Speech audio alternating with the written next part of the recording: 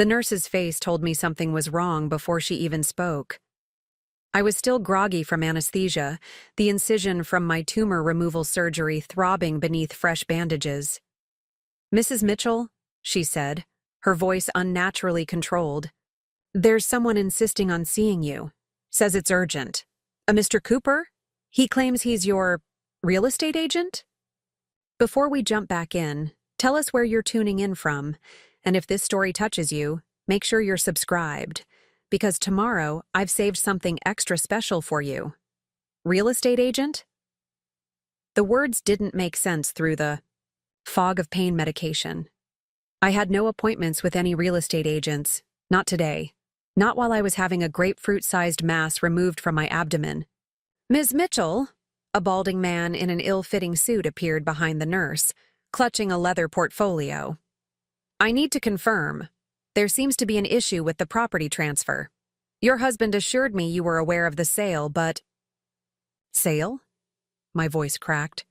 "What sale?" The man's eager smile faltered. "Your home on Maple Drive? The closing is tomorrow. Your husband handled everything, but there's a discrepancy with the—" The nurse intervened. "Sir, this patient just came out of major surgery. You need to leave immediately." As the man backed away, apologizing profusely, I caught a glimpse of familiar letterhead on the documents in his portfolio. Our address printed in bold at the top, followed by the words, "Final Sale Agreement." I fumbled for my phone with trembling fingers, ignoring the pull of my IV. 3 missed calls from Sophie, my sister. 6 text messages. The most recent one read, "Becca, call me now.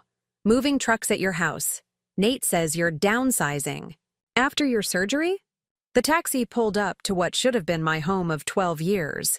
But instead of the familiar comfort of our Victorian in Portland's Laurelhurst neighborhood, I faced a house I barely recognized. A sold sign stood triumphantly on the front lawn, the realtor's face beaming beneath it. 3 days after my surgery, against my doctor's explicit instructions to rest, I was standing outside my own home because my husband of 12 years had apparently sold it while I was unconscious on an operating table. "Ma'am, do you need help with your bags?" the taxi driver asked, eyeing me with concern. I must have looked a sight, still pale, moving gingerly to protect my incision, rainwater plastering my hair to my face in the typical Portland spring downpour. "No," I managed.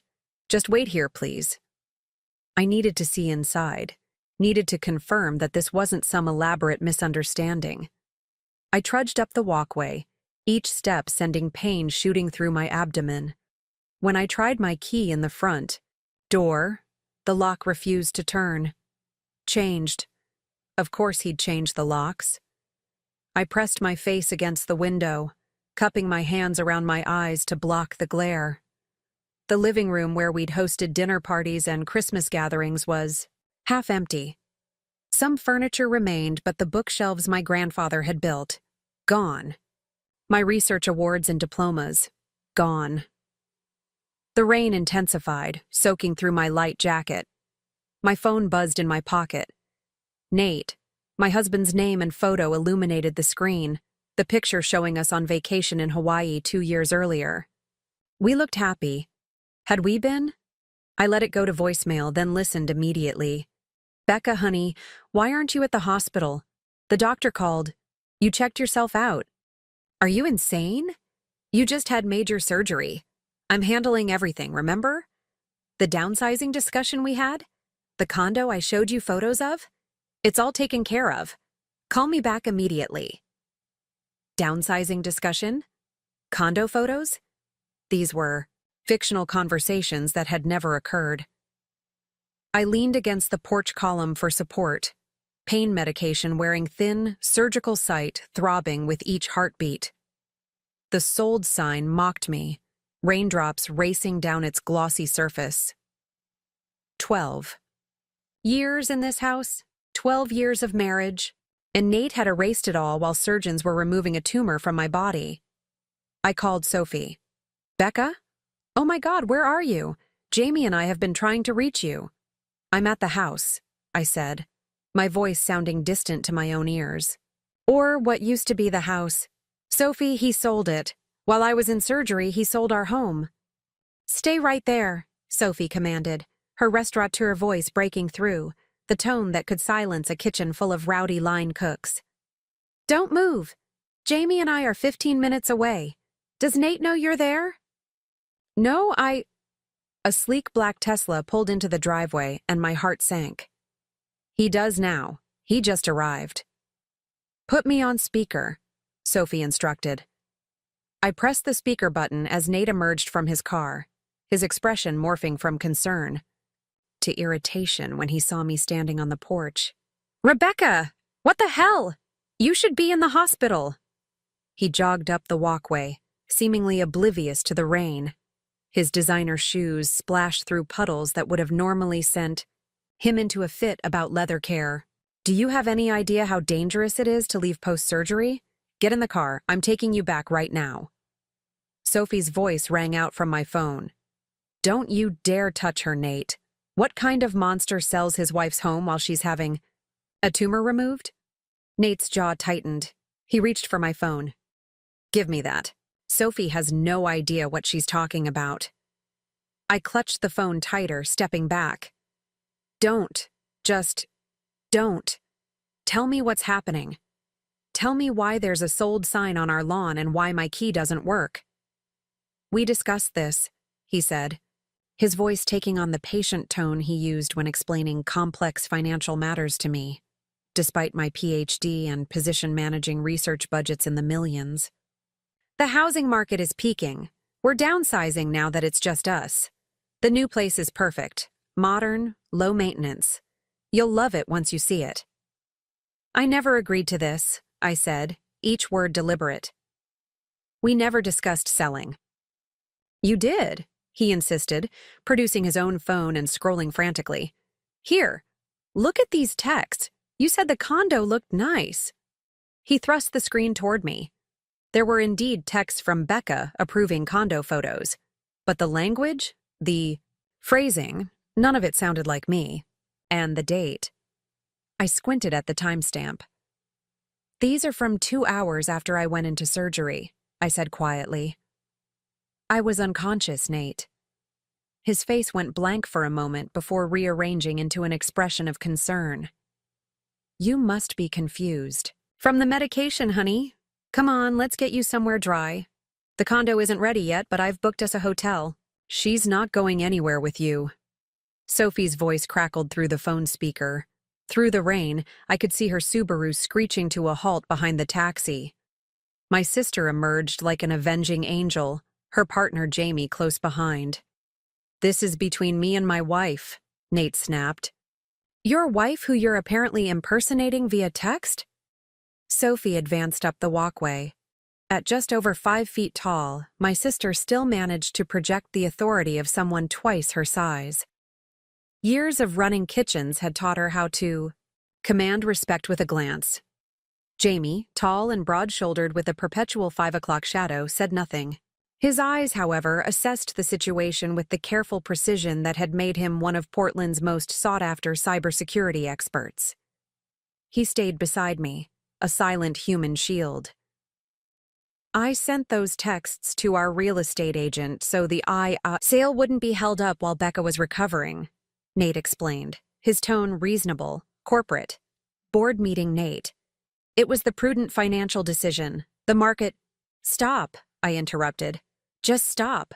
Where are my things? My research materials? My mother's paintings? A flicker of something, guilt, annoyance, crossed Nate's face. In storage, all safe. I want the key, now. Becca, you're not thinking clearly. The medication, the storage key, Nate, and the code. Now. My voice didn't waver despite the pain radiating through my abdomen. Something was very wrong here, beyond even the unauthorized sale of our home. You need to rest, Nate insisted. We can deal with this tomorrow. Sophie stepped between us. Give her the key or I swear to God I will call the police and report theft. Theft? Nate scoffed. It's our stuff. My research materials are property of Pacific Northwest Medical Center, I said quietly. That's theft of intellectual property, and the university will press charges. Something in my tone must have convinced him. Nate reached into his pocket and reluctantly handed over a key fob.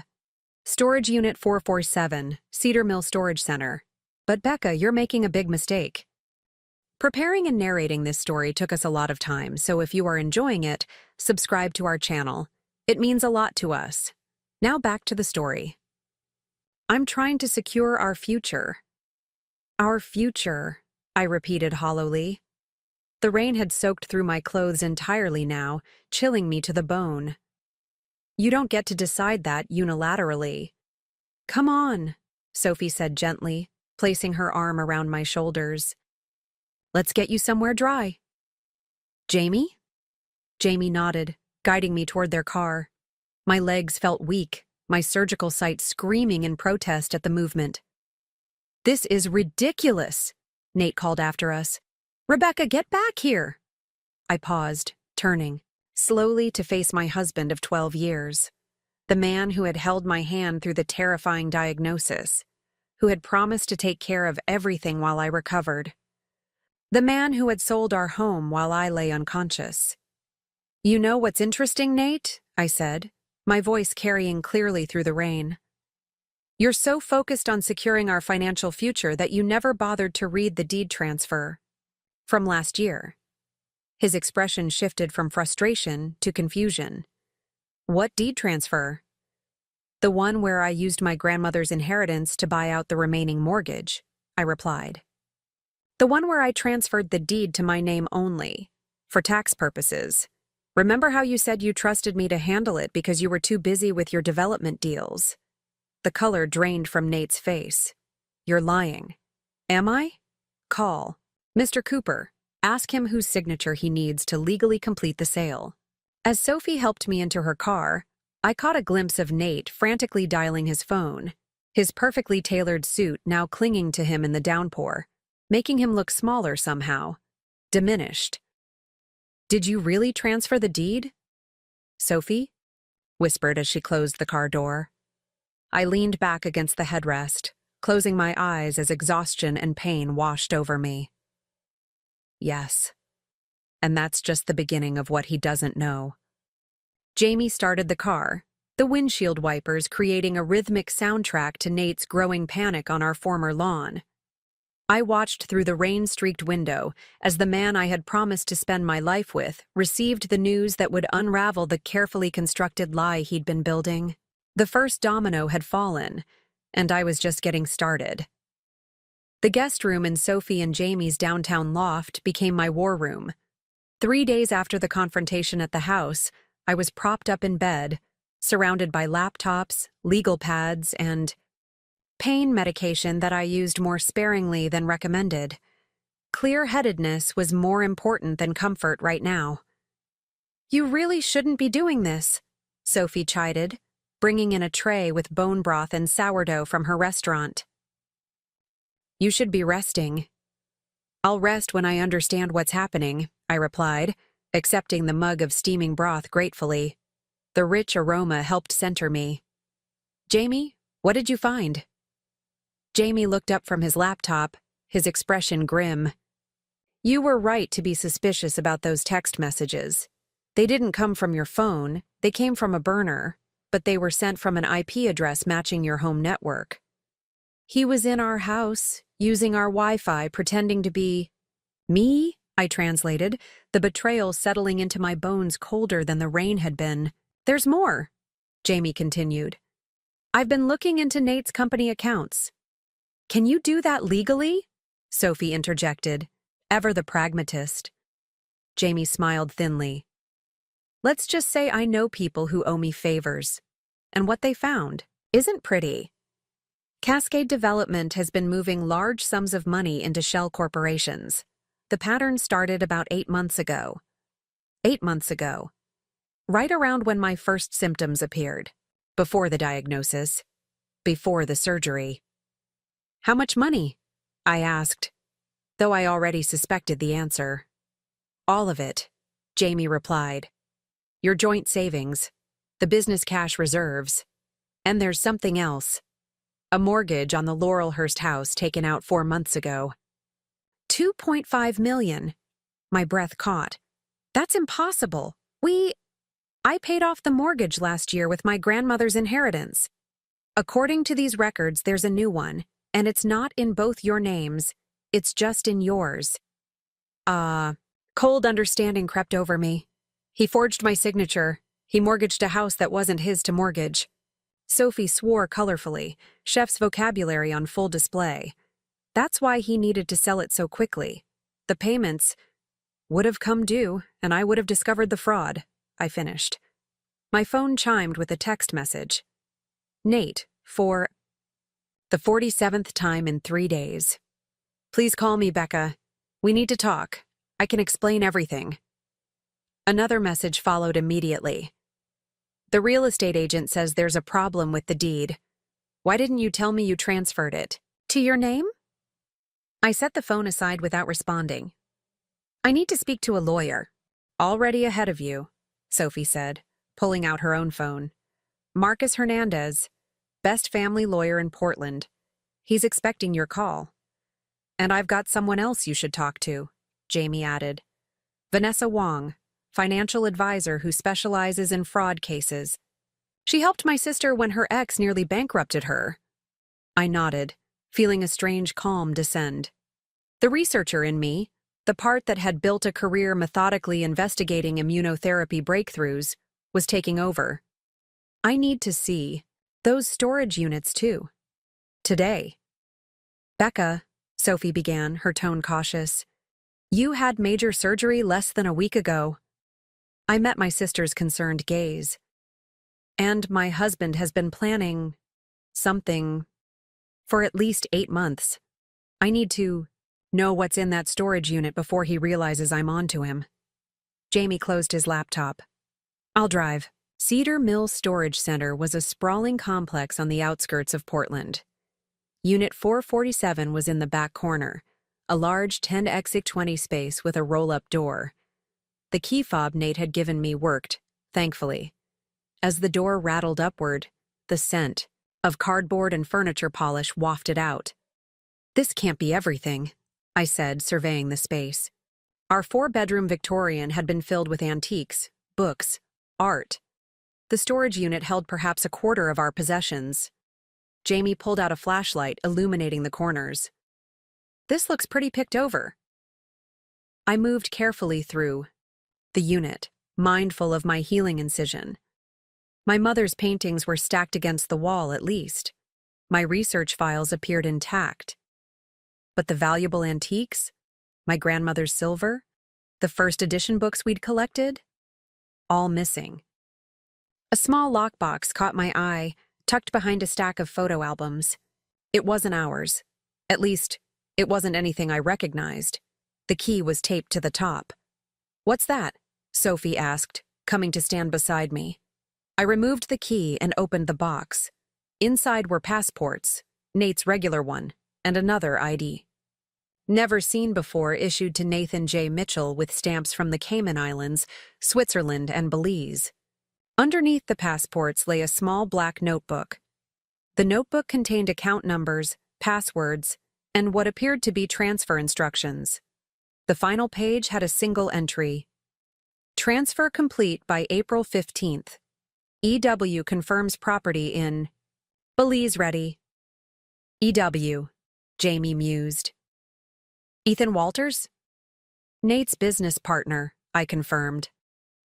My phone buzzed again. Nate, calling for the 3rd time that day. This time I answered and put it on speaker. Becca, finally, where are you? I've been worried sick. Have you? I asked, my voice neutral. Of course. You just had surgery. You need proper care. Come home. Well, to the hotel for now. I can explain everything about the house. Can you explain the second passport too? Or the offshore accounts? Or the property in Belize? The silence that followed was deafening. I don't know what you're talking about, he finally said, his voice carefully controlled. You're confused, Becca. The medication. Stop blaming. My medication for your lies, I interrupted. I found the storage unit. I found your little lockbox. I know about the mortgage you took out in my name. What I don't know is why. Were you planning to disappear with everything, Nate? Leave me with nothing but a fraudulent mortgage while I was fighting to recover from surgery? Another pause. It's not what you think. Then what is it? Because from where I'm standing, it looks like you've been methodically stripping our assets for months, planning to disappear to Belize with Ethan Walters. You don't understand the pressure I've been under, Nate began, his voice taking on that wounded tone he used when cornered. The development deals went bad, really bad. Ethan and I needed capital to stay afloat. It was temporary, just until we could turn things around. So you committed fraud? Stole from me? Borrowed, he corrected. I was going to pay it all back. The house sale was going to fix everything. We'd pay off the loan, have enough to start fresh. With my house, I said. The house that isn't in your name to sell.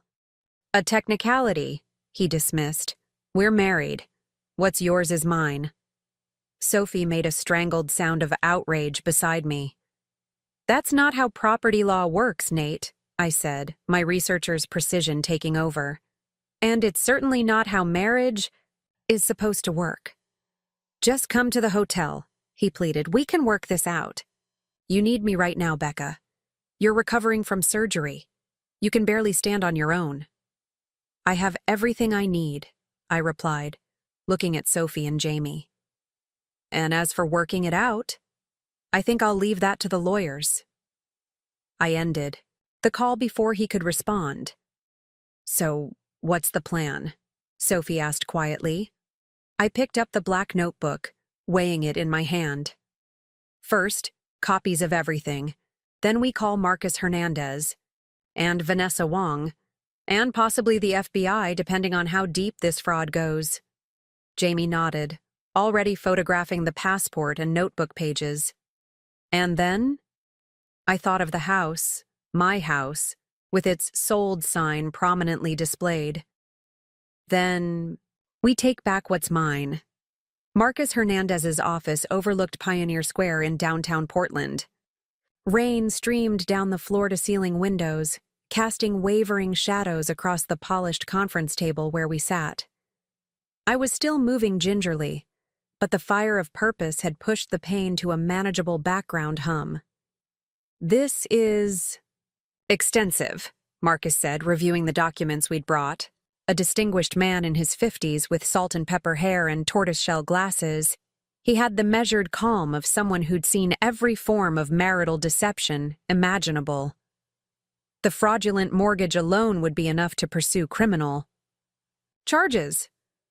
What about the house sale? I asked. He signed contracts, accepted earnest money. Without your signature, any sale is invalid, Marcus confirmed.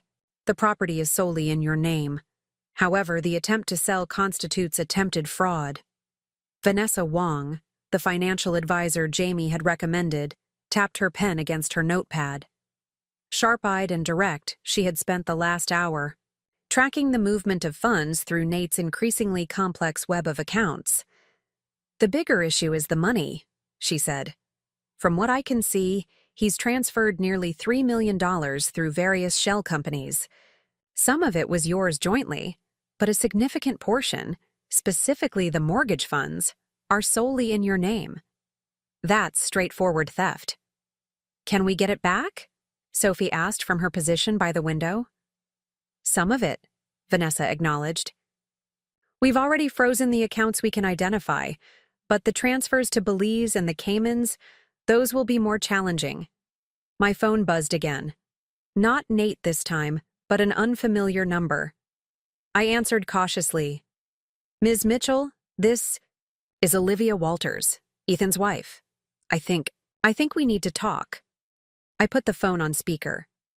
Hello, Olivia. What can I do for you?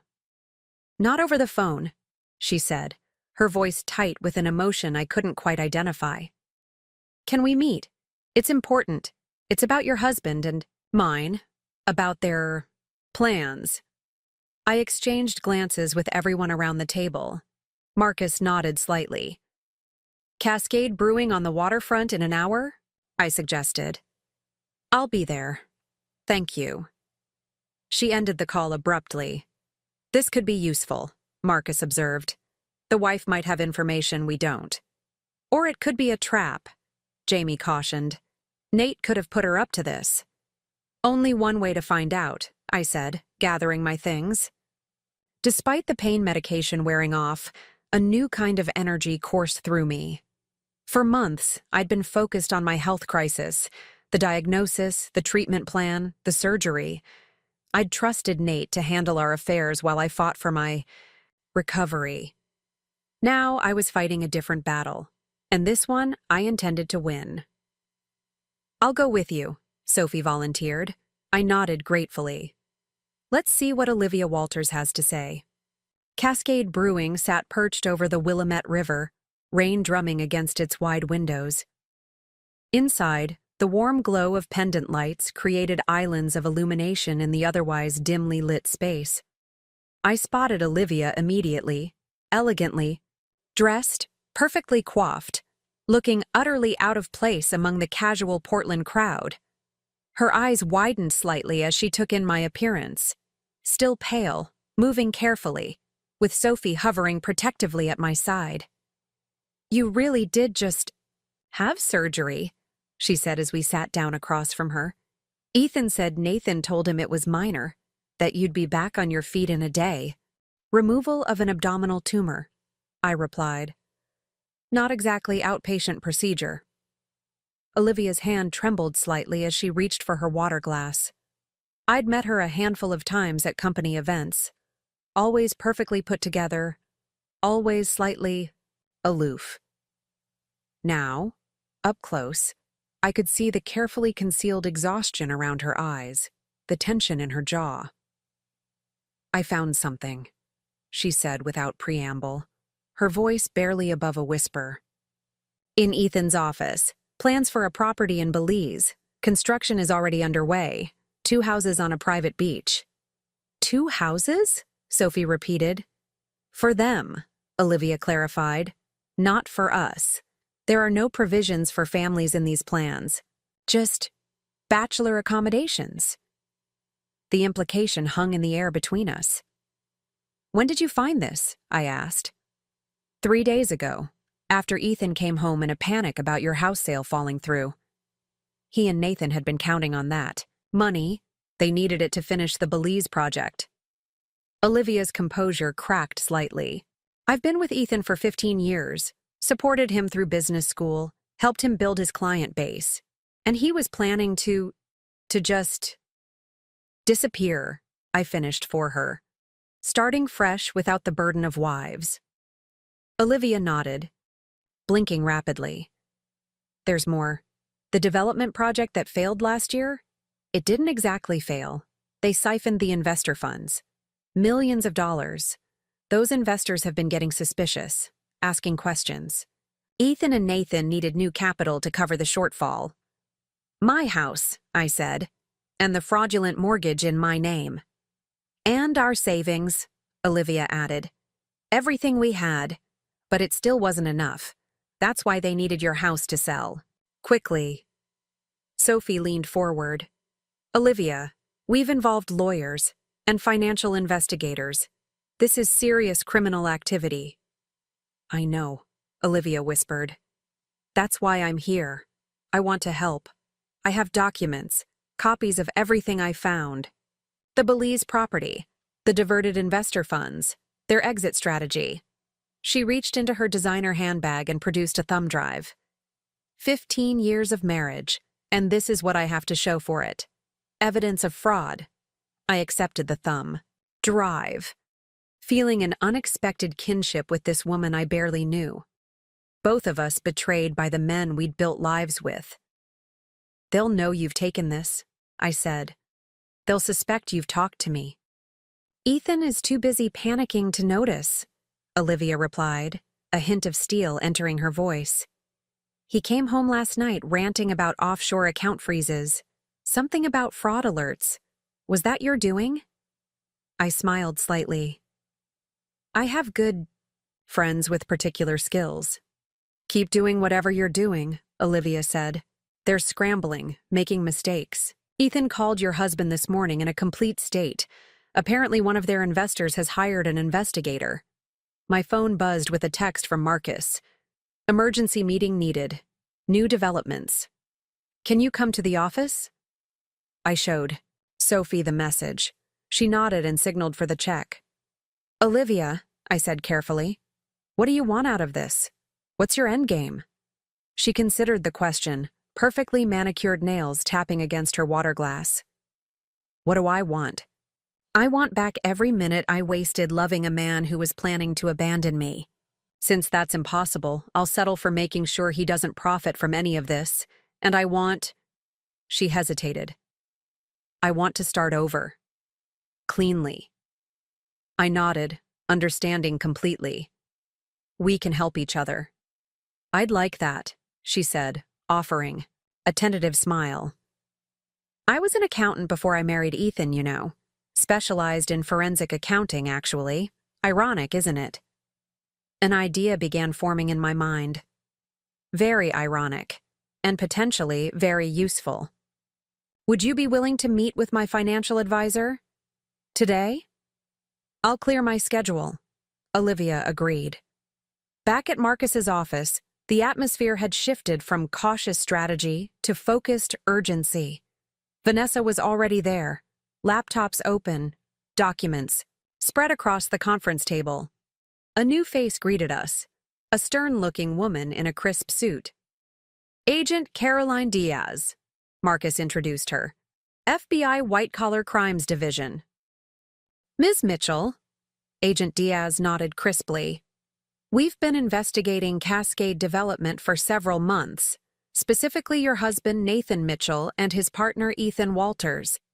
Their names came up in connection with a larger investment fraud scheme. I sank into a chair, grateful for its support as my strength wavered. So you already knew? We knew some of it, Agent Diaz clarified, but what you've brought forward, the fraudulent mortgage, the attempted property sale, the offshore accounts, that accelerates our timeline considerably. And now with Mrs. Walters providing additional evidence?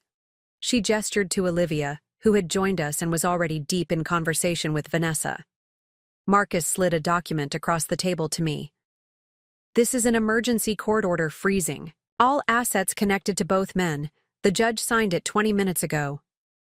What happens now? Sophie asked, her hand resting protectively on my shoulder. Normally, we'd move to arrest and charge them, Agent Diaz explained.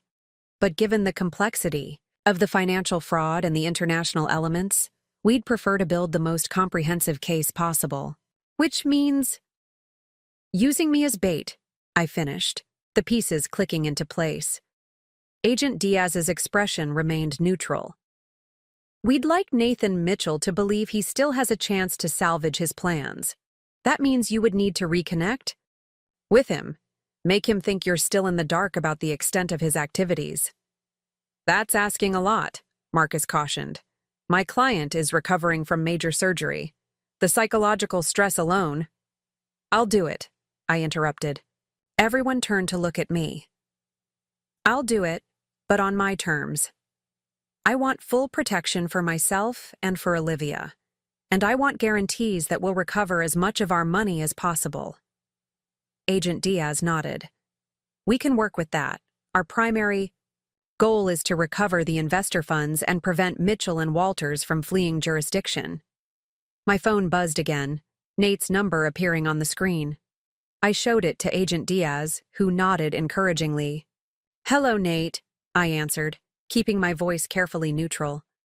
Becca, thank God. His voice sounded strained, desperate. We need to talk, face to face, please. I caught Agent Diaz's eye. She nodded again. I'm still recovering, Nate, I said, allowing a hint of fatigue to enter my voice. But yes, we should talk. Tomorrow, maybe. No, tonight. It's important. The urgency in his tone was unmistakable. Dinner. That new place you wanted to try on Alberta Street? 7 o'clock? Fine, I agreed. 7 o'clock. As I ended the call, I became aware of the room's focused energy. Marcus making notes. Agent Diaz conferring with a colleague on her phone. Vanessa and Olivia huddled over financial documents, Sophie watching me with concern. "Are you sure about this?" my sister asked quietly. "You can barely stand for more than 20 minutes at a time." "I've spent months feeling helpless," I replied. "First because of the diagnosis, then the surgery. I'm done with that." Nate chose the perfect time to execute his plan, when I was at my most vulnerable, most dependent. He didn't count on me discovering it so quickly, or fighting back so effectively. "He underestimated you," Sophie said with fierce pride. "They both did," Olivia added, looking up from her work with Vanessa.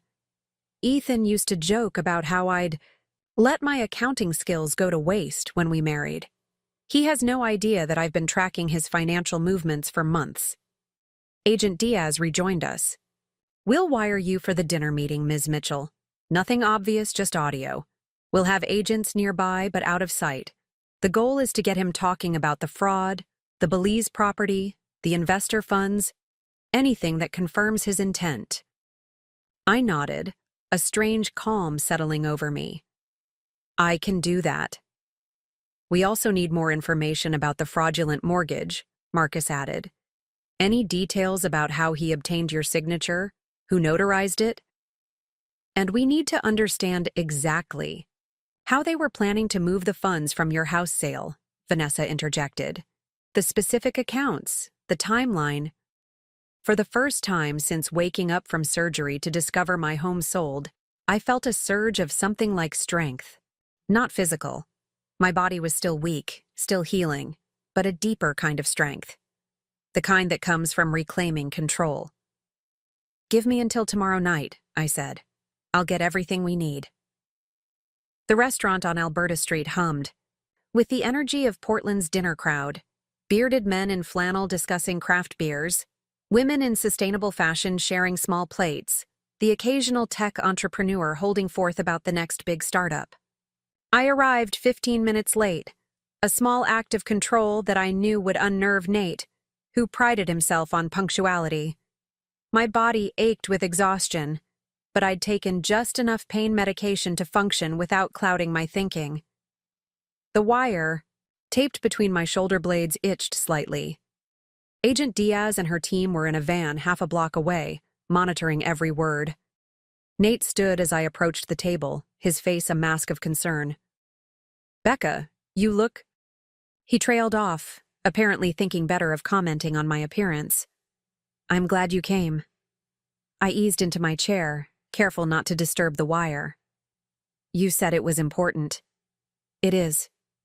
He reached across the table for my hand. I let him take it, noting the slight tremor in his fingers. "I know you're upset about the house. I should have discussed it with you first, but I needed to move quickly, and you were focused on your health." "So you forged my texts?" I interrupted, my voice level. "Pretended to be me to the real estate agent?" Nate had the grace to look embarrassed. "That was an error in judgment. I just didn't want you stressing about financial matters while you were preparing for surgery. You know how you get when you're anxious. It could have affected your recovery." I sipped the water the server had placed before me, buying time to control my response. The sheer audacity of his concern trolling made my incision site throb. So it was for my own good. Exactly. Relief washed over his face at my apparent understanding. "Everything I've done has been for us, Becca. For our future." "Including the new mortgage?" I asked casually, as if inquiring about the weather. His water glass paused halfway to his lips. "What mortgage?" "The one you took out on the house, in my name." I held his gaze steadily. "The one with my forged signature." Nate set down his glass carefully. "I don't know what you're talking about." $2.5 million, Nate. That's a lot of money to forget about." His expression shifted through several emotions, Confusion, alarm, calculation, before settling on wounded innocence. Becca, I think your medication is making you confused. There's no new mortgage. I pulled out my phone and pulled up the document Jamie had obtained. Pacific Northwest Lending. March 17th. My signature, not a very good forgery, by the way. You didn't even get the loop in my B right. Nate's face drained of color. Where did you get that? Does it matter? What matters is where the money went. I leaned forward, keeping my voice low.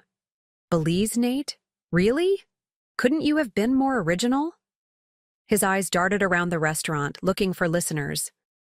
Finding none close by, he leaned in. It's not what you think. The business was in trouble. Those development deals in the Pearl District went sideways. Ethan and I were facing bankruptcy. So you committed fraud? Stole from me? Borrowed, he insisted. It was always temporary. The house sale would have covered everything. We'd have walked away clean, debt-free, with enough to start over. We? I repeated. Or just you and Ethan? Something flickered in his eyes. Surprise, perhaps, that I'd connected those particular dots. I don't know what you've heard, he began cautiously, but Ethan and I were just securing a safety net, a business opportunity in Belize, investment properties. You would have loved it there, the beaches, the climate, perfect for your recovery. Funny, the architectural plans don't mention wives, just 2 bachelor villas. Nate's facade cracked slightly. You've been talking to Olivia. Among others, I acknowledged. A waiter approached, but Nate waved him away impatiently. The point is, I can fix this, all of it. I just need a little more time, and your cooperation. The house sale is critical. With that money, I can make everything right. Everything? I echoed. The mortgage fraud? The embezzled investor funds? The offshore accounts? Which part exactly can you make right, Nate? His expression hardened. How do you know about any of that? I know everything. I let the statement hang between us. The question is, what do you expect me to do with this knowledge? Nate reached for my hand again, his charm offensive activating like a switch had been flipped. Becca, listen to me. This got away from me. Things spiraled. But we can still salvage our life together. Sign the house papers. Let the sale go through. I'll pay back everything, make it all right. We can start fresh. Like you and Ethan were planning to start fresh, without us? He winced. That was Ethan's idea. I never intended. Save it, I interrupted. I found your second passport, Nate. The one with all those interesting stamps from banking havens. Were you planning to take me with you when you fled the country, or was my surgery just convenient timing? His expression turned calculating. What exactly do you want, Becca? Money? I can get you money. Once this sale goes through. The sale isn't going through, I said quietly. The house isn't yours to sell. It's mine. Only mine. Has been since I paid off the mortgage with my grandmother's inheritance last year. Nate froze. That's not possible. We're married. It's joint property. Not in Oregon. Not when I specifically had the deed transferred to my name only. With your blessing, remember? For tax purposes? His face contorted with sudden anger. You tricked me. I laughed, the sound surprising even me. That's rich, coming from you. I didn't trick you, Nate. I protected myself. Something told me to keep those assets separate. Woman's intuition, maybe. Or perhaps I subconsciously noticed all those late-night calls, the hushed conversations with Ethan, the mysterious business trips. Nate's phone buzzed. He glanced at it, his expression darkening further. Ethan says our accounts are frozen. All of them, even the offshore ones. Did you do that? Not alone, I admitted. I had help. Good help. Do you have any idea what you've done? His voice rose slightly, drawing glances from nearby tables. He lowered it again with visible effort. Those investors will come after us now. They'll press charges. Serious charges. I know. I met his gaze calmly. Fraud. Embezzlement. Wire fraud across state lines. That's federal, by the way. Not to mention the identity theft and mortgage fraud in my name. They'll come after you too, he threatened. As my wife, you're implicated. No, I'm not. Not. When I'm the one who reported it. I let that sink in. Not when I'm cooperating with the FBI. Nate's eyes widened. You're bluffing. Agent Diaz sends her regards, I replied. She's particularly interested in the investor funds. Something about connections to a larger fraud scheme they've been tracking? His face went ash gray. You're wearing a wire. Does it matter? I have all I need. Your admission about the mortgage fraud, the embezzled investor funds, the planned escape to Belize, that's more than enough. Nate's demeanor shifted suddenly. The charm vanished, replaced by cold fury. You think you're so clever. You and your researcher's brain, always analyzing, always questioning. But you're nothing without me, Rebecca. I built our life while you played with test tubes. Who paid the bills when your research grants fell through? Who networked with investors to fund your precious tumor studies? Me. It was always me. I absorbed the verbal assault calmly. This was the real Nate, the one I'd glimpsed occasionally, through the years when deals went wrong or challenges arose. The one who believed his business acumen made him superior, made him entitled to whatever he wanted. Are you finished? I asked when he paused for breath. You won't survive this, he hissed. You can barely stand. You need me. No, Nate, I corrected gently. I don't. What I need is for you to sign these. I removed a folder from my bag and slid it across the table. Divorce papers and a full confession of the financial crimes. Sign them and I'll ask for leniency. In your sentencing. He stared at the documents as if they might bite. You expect me to confess? To sign my life away? I expect you to make the smart business decision, the one with the best return on investment. I used his language deliberately. Cooperate, confess, return what you can of the investor funds, and maybe, just maybe, you'll serve 5 years instead of 20. And if I don't? Then the FBI agents outside will arrest you right now, and we'll do this the hard way. Your choice, Nate. But I should warn you, Ethan is meeting with Olivia and another FBI agent as we speak. I suspect he'll choose the path of least resistance. He always was the pragmatic one. Nate's phone buzzed again. He checked it, his expression confirming my suspicion. Ethan's flipping on you, isn't he? I asked softly. Nate said nothing, but his silence was answer enough. Pen? I offered, extending a sleek Mont Blanc, his favorite brand, one he'd given me for our 10th anniversary.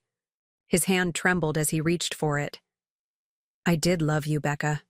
In my way. Your way wasn't good enough, I replied simply. As he began signing the documents, I felt a wave of exhaustion wash over me. The adrenaline that had carried me through. The confrontation was ebbing, leaving behind the physical reality of my still healing body. But there was also something else, a sense of closure, of justice, of reclaiming control. Nate had tried to use my illness, my vulnerability, against me. Had planned to strip me of everything while I fought to recover from surgery. He hadn't. Counted on me fighting back. None of them had. 6 months later, I stood in the center of my new home, a converted industrial loft in the Pearl District with floor-to-ceiling windows overlooking the Willamette River. Rain streamed down the glass, but inside, warmth and light filled the open space. To new beginnings, Sophie declared, raising her champagne glass. Around my kitchen island stood the people who had helped me rebuild from the ashes of betrayal. Sophie and Jamie, Vanessa, Marcus, even Agent Diaz, now Caroline in casual settings. And Olivia, who had become an unexpected friend through the shared crucible of our experiences. To justice, Olivia added, clinking her glass against mine. She looked younger somehow, the perpetual tension erased from her features. Like me, she had emerged stronger from the wreckage of her marriage. "I still can't believe the sentencing," Jamie remarked, refilling his glass. 12 years for Nate, 10 for Ethan. That's significant. "The cooperation agreements helped," Caroline noted. Their testimony rolled up 3 other players in the larger investment scheme. The U.S. attorney was very pleased. "Speaking of pleased," Marcus interjected, "the final restitution order came through yesterday. Between the recovered offshore funds and the liquidated assets, investors will receive nearly 80% of their money back." "And we got every penny of ours," Olivia said, a satisfied smile playing at her lips. Her expertise in forensic accounting had proven invaluable in tracing the complex web of financial maneuvers our husbands had constructed. Caroline said they have enough evidence to make the charges stick regardless. Our testimonies are just icing on the cake. The doorbell rang. I glanced at the time, barely 7 a.m. "Someone's at my door," I told Olivia. "I'll call you back." Through the peephole, I spotted a delivery person holding a large arrangement of white lilies. My stomach clenched. White lilies, Nate's signature "I'm sorry" flowers throughout our marriage. Whenever a business dinner ran too late, whenever he missed an important event, white lilies would appear. I opened the door cautiously. "Rebecca?" "Mitchell," the delivery person confirmed. "Yes." "Sign here, please." I accepted the electronic tablet, scrawled my signature, and took the arrangement. No card visible. Setting the flowers on the kitchen island, I searched through the blooms until I found the small envelope tucked between stems. The card inside bore only 2 words in a handwriting I didn't recognize. "Watch out." My pulse quickened. Not an apology. From Nate. A threat. I was still staring at the card when my phone rang again, Caroline this time. "I was about to call you," I said, answering immediately. "I just received flowers with a threatening note." "That's why I'm calling," Caroline replied, her voice tense. "We've been monitoring communications to and from Mitchell and Walters. There's been chatter. With the new arrests this morning, some powerful people are getting nervous." "Nervous? Enough to send threats?" "Nervous enough to try to silence potential witnesses," Caroline clarified. "I'm sending a patrol car to your address. Don't go to work today. Stay home, doors locked, until I contact you." The gravity of her words sank in. "You think I'm in actual danger?" "I think we're dealing with people who have lost or are about to lose everything," she responded. "That makes them unpredictable. Prescott especially has connections that concern us." After ending the call, I moved methodically through the loft, checking window locks, drawing blinds. The open space that had felt so liberating suddenly seemed exposed, vulnerable. Too many windows, too many entry points. My phone rang again. Sophie this time. "Did you get flowers too?" I asked immediately. "No," she sounded confused. "Why?" I explained quickly about the lilies, the note, Caroline's call. "I'm coming over," Sophie decided. "Jamie too." "Caroline's sending police protection." "Great. They can protect all 3 of us while Jamie installs a proper security system. The one you have is embarrassingly basic." I didn't argue. Sophie, in protective mode, was an unstoppable force. While waiting, I brewed coffee, the ordinary ritual helping calm my nerves. The flowers sat accusingly on the counter. I considered throwing them away, then stopped. Evidence. Everything was evidence now. A sharp knock at the door made me jump. I checked the peephole. Sophie and Jamie stood outside, Jamie laden with equipment bags, Sophie holding grocery bags. "You didn't need to bring food," I said as I let them in. "Stress baking," Sophie explained, heading straight for the kitchen. "I made cinnamon rolls when Jamie told me about the arrests. Then Caroline called about potential threats, so I made banana bread too," Jamie was already examining my door locks with professional disapproval. These wouldn't keep out a determined teenager, let alone someone with resources. Hence why you're here, I reminded him, attempting a lightness I didn't feel. He pulled out tools, electronic components, and what looked like tiny cameras. I'm installing a full system. Door sensors, window sensors, motion detectors, cameras with facial recognition, all connected to an app you can monitor from anywhere. Is that level of security really necessary? I asked, the reality of the situation still settling uncomfortably around me. Sophie paused in unpacking her stress-baked goods. Becca, you helped bring down a multi-million-dollar fraud operation. Now more arrests are happening. Powerful men are facing prison because of evidence you and Olivia provided. So yes, it's necessary. Put that way, I couldn't argue. While Jamie worked and Sophie stress-organized my kitchen, I checked my email. The Research Institute director had already written, advising all staff to work from home due to security concerns. Evidently, the FBI had been making calls. By noon, 2 police officers were stationed outside my building. Jamie had installed enough security technology to protect a small government facility, and Sophie had organized my kitchen into a state of ruthless efficiency. Preliminary hearing for the new defendants is tomorrow, Caroline reported when she called to check in. We expect bail to be denied given the flight risk. Until then, consider yourself under protective watch. What about Olivia? I asked. Already covered. She's staying with her sister in Lake Oswego. The property has a gate and security system. After Caroline hung up, I turned to find Sophie and Jamie watching me with concerned expressions. I'm fine, I assured them, though the constant flutter of anxiety in my chest suggested otherwise. Just processing. You don't have to be fine, Sophie pointed out. This is objectively terrifying. I sank onto a bar stool. When I decided to fight back against Nate, I never imagined it would expand to this. I just wanted justice for what he did to me. That's how these things work sometimes, Jamie said, testing a door sensor. You pull on one thread, and an entire tapestry unravels. My phone buzzed with a text from Vanessa. Just heard. Marcus and I are working on restraining orders against all potential threats.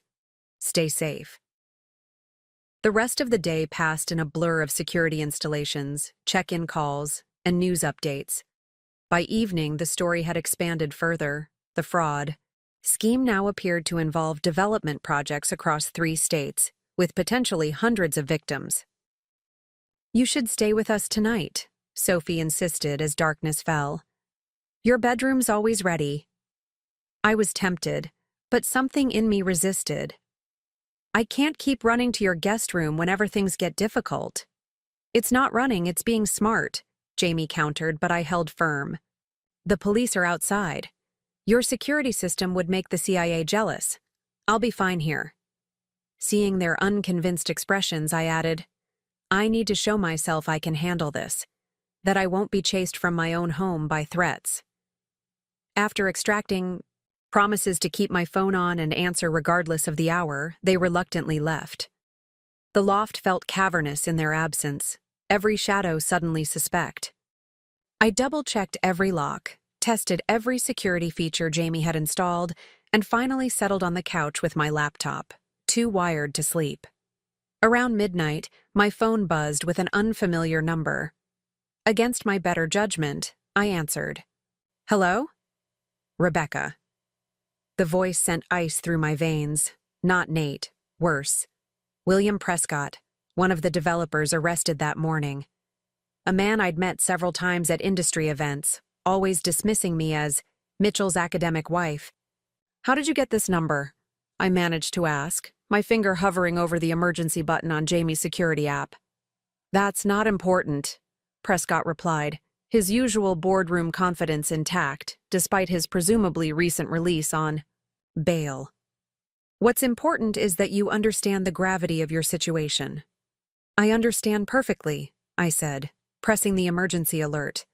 You're facing federal charges for fraud. Serious charges. Charges based largely on your testimony, he countered smoothly. Testimony that could be reconsidered. Are you threatening me, Mr. Prescott? I'm offering you an opportunity, he corrected. The flowers were perhaps too subtle. Let me be direct. $20 million, cash equivalent, untraceable, in exchange for revised testimony that casts doubt on Mitchell's claims about our involvement. The sheer audacity momentarily robbed me of speech. You're attempting to bribe a federal witness. That's another felony to add to your growing list. It's a business proposition, Prescott insisted. One with significant upside for you and devastating consequences if declined. My security app flashed confirmation that police had been alerted to my emergency signal. The only person facing devastating consequences is you, I replied, finding my voice. This call is being recorded and has been reported to the FBI. I suggest you contact your attorney immediately. A long pause followed. You're making a serious mistake, Dr. Mitchell. No, you made the serious mistake when you called me. Goodbye, Mr. Prescott. I ended the call just as banging erupted at my door, the police responding to the emergency alert. For the second time that day, I found myself explaining threats and providing evidence to law enforcement. We'll take him in for witness tampering, the officer assured me after listening to the recorded call. Agent Diaz has been notified. By the time Caroline arrived, it was nearly 2 a.m. She looked as exhausted as I felt, but grimly satisfied when I played Prescott's call for her. He just handed us the final nail for his coffin, she observed. Bail will definitely be revoked now.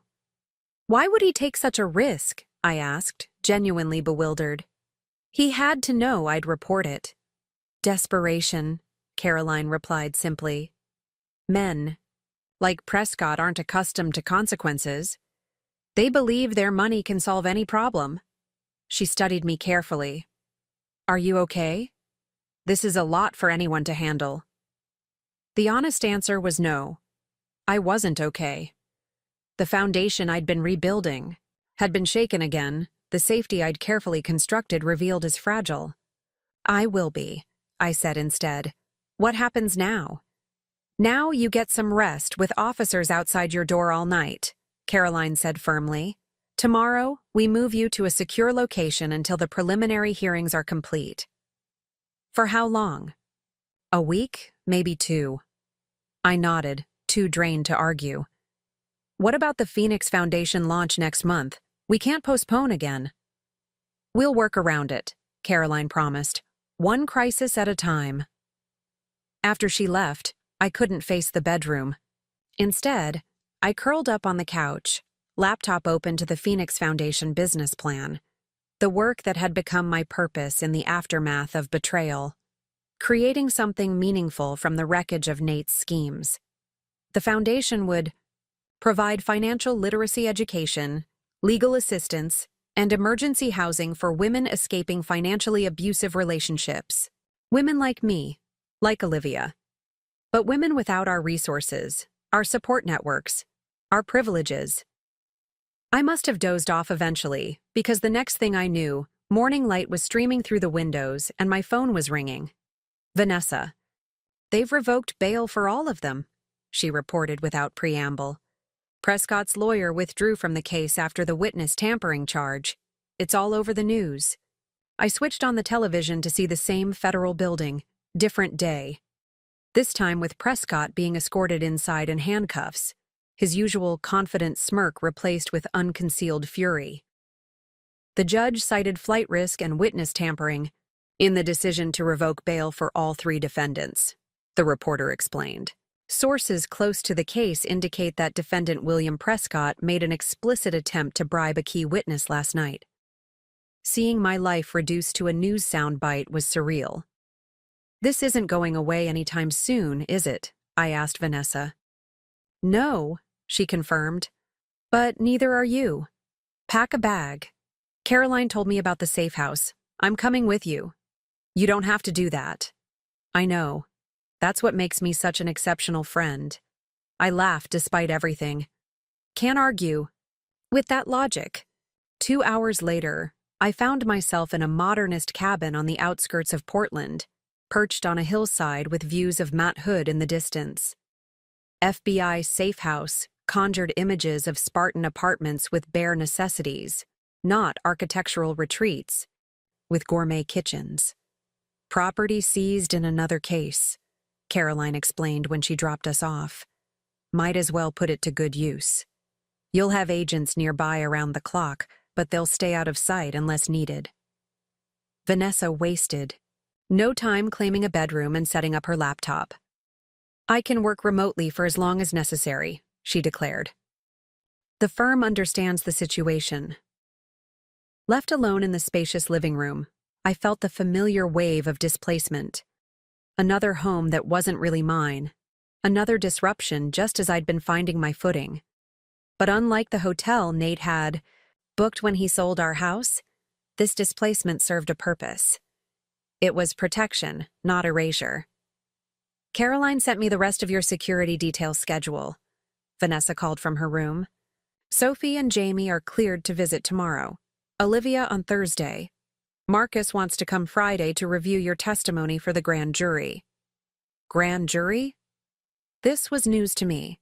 Vanessa appeared in the doorway. Didn't Caroline tell you? With the expanded case, they're convening a special grand jury. You and Olivia will be the first witnesses. My head swam with the implications.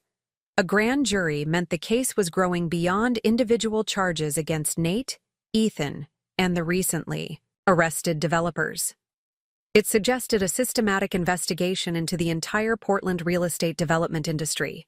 I need to sit down, I murmured, finding the nearest chair. Vanessa's expression softened. It's a lot, I know. But remember what Marcus always says. The legal system moves at its own pace. All you have to do is tell your truth, the same way you've been doing. My truth nearly got me threatened by William Prescott, I pointed out. Which only proves how powerful that truth is, Vanessa countered. Desperate people make desperate moves. That evening, as we prepared dinner from the well-stocked refrigerator, my phone rang with an unknown number. After the previous night's call, I hesitated. Put it on speaker, Vanessa suggested, knife poised over half-chopped vegetables. I answered cautiously. Hello? Dr. Mitchell? This is Andrea Winters, U.S. Attorney's Office. I exhaled in relief. Yes, speaking. I apologize for calling from an unlisted number. Security protocol. I wanted to personally update you on developments in your case. I appreciate that. The witness tampering charge against Prescott has accelerated our timeline. We'll be presenting evidence to the grand jury next week instead of next month. Your testimony will be crucial. I glanced at Vanessa, who nodded encouragingly. I'll be ready. There's something else you should know, Andrea continued. We've been monitoring communications to and from the Metropolitan Detention Center. Your ex-husband has requested a meeting with you. My knife clattered against the cutting board. Nate wants to see me? Why? He claims to have additional information relevant to the expanded case.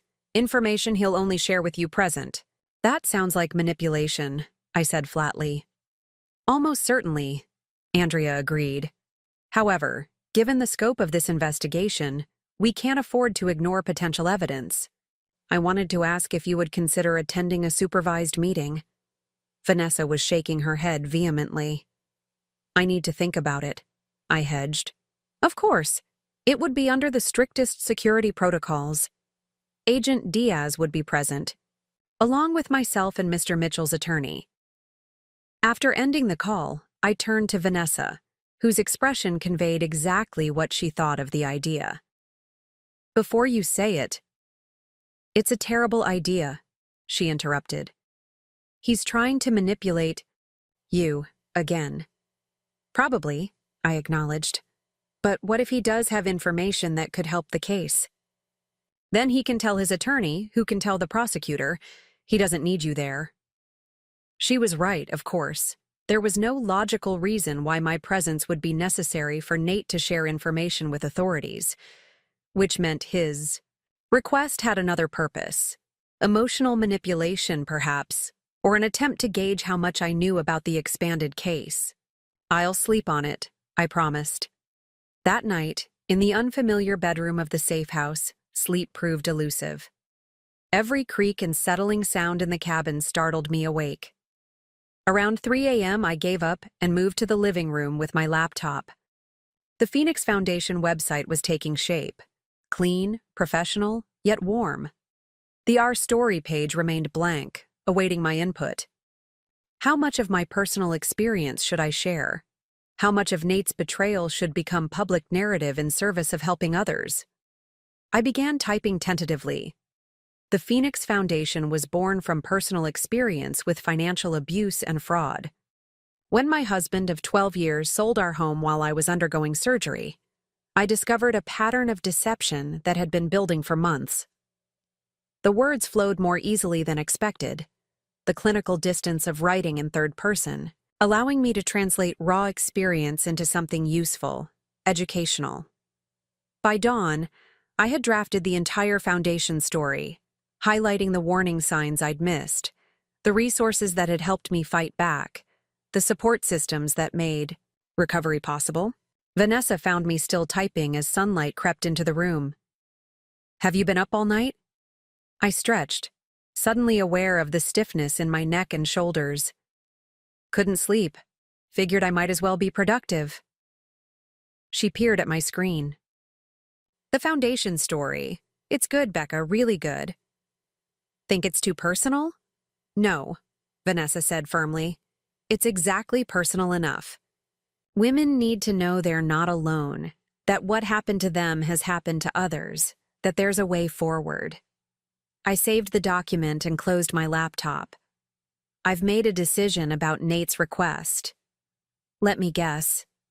You're going." "I have. Questions only he can answer," I explained. "Not about the case, about us. About when he changed, or if he was always planning something like this." Vanessa sighed. "I understand the impulse. I just don't want you subjected to more manipulation." "Neither do I admitted. "But I need closure that doesn't come from news reports or court transcripts. I need to look him in the eye just once, knowing everything I know now." The meeting was arranged for the following week at the Federal Building downtown, under conditions that made a presidential visit look relaxed by comparison. I was escorted through separate entrances, pat-searched, and brought to a conference room that had been swept for recording devices. Caroline met me in the hallway outside. "You don't have to do this," she reminded me. "You can change your mind right up until you walk through that door." "I know." I smoothed down the blazer I'd chosen carefully that morning, professional, confident, armored. "I'm ready." The conference room held a long table with chairs arranged on opposite sides. Andrea Winters sat at one end, files neatly arranged before her. A court reporter occupied a small desk in the corner. Across the table, a middle-aged man in an expensive suit, Nate's attorney, reviewed documents with a furrowed brow. And then there was Nate. Prison hadn't been kind to him. The designer clothes had been replaced with a standard jumpsuit, the carefully maintained physique had softened, the meticulous haircut grown out unevenly. Yet his posture remained impeccable, his expression carefully composed. Our eyes met as I entered. Something flickered across his face. Surprise, perhaps, at seeing me so visibly recovered. The last time he'd seen me, I'd been pale and weakened from surgery, still dependent on pain medication. "Ms. Mitchell," Andrea greeted me formally. "Thank you for agreeing to this meeting. For the record, you are here voluntarily and may terminate this conversation at any time." I nodded, taking the seat Caroline pulled out for me, directly across from Nate, but safely distant. "Mr. Mitchell has indicated he has information relevant to our ongoing investigation," Andrea continued. "Information he prefers to share with you present. Before we proceed, I want to confirm that you understand this meeting is being transcribed and may become part of the official record." "I understand," I confirmed, setting my purse on the floor beside me. "Very well." Andrea turned to Nate. Mr. Mitchell, you may proceed. Nate cleared his throat, glancing at his attorney, who nodded slightly. Thank you for coming, Becca, he began, his voice holding the same persuasive tone he'd used in countless business negotiations. I know you didn't have to. I said nothing, waiting. I've had a lot of time to think in here, he continued when it became clear I wouldn't respond. About the choices I made, the people I hurt. He leaned forward slightly. I want to make things right. By providing information about the larger fraud scheme, Andrea prompted when he paused. Yes, Nate agreed, though his eyes remained fixed on me. But first, I need to explain something to Becca. Something important. I raised an eyebrow. Skepticism. Evident. It wasn't supposed to go this far, he said, voice dropping to near whisper. The initial plan with Ethan was just a simple property flip. Buy low, renovate, sell high. Nothing illegal. And yet you committed mortgage fraud in my name, I noted coolly, while I was having surgery. Nate winced. That came later. After the first development deal went sideways, we were desperate. Prescott suggested forging my signature, stealing my inheritance. Suggested alternative financing options, Nate amended carefully, glancing at his attorney. I made the choice to involve you without your knowledge. That's on to me. How generous of you to take responsibility, I said, unable to keep the edge from my voice. Caroline placed a warning hand on my arm, a reminder to stay calm, that this was being transcribed. What information do you have about the expanded case, Mr. Mitchell? Andrea interjected, redirecting the conversation. Nate straightened. Prescott. Denton and Reynolds weren't just participants in the scheme, they were the architects. They've been running similar operations for years, pulling in desperate developers like me and Ethan when needed.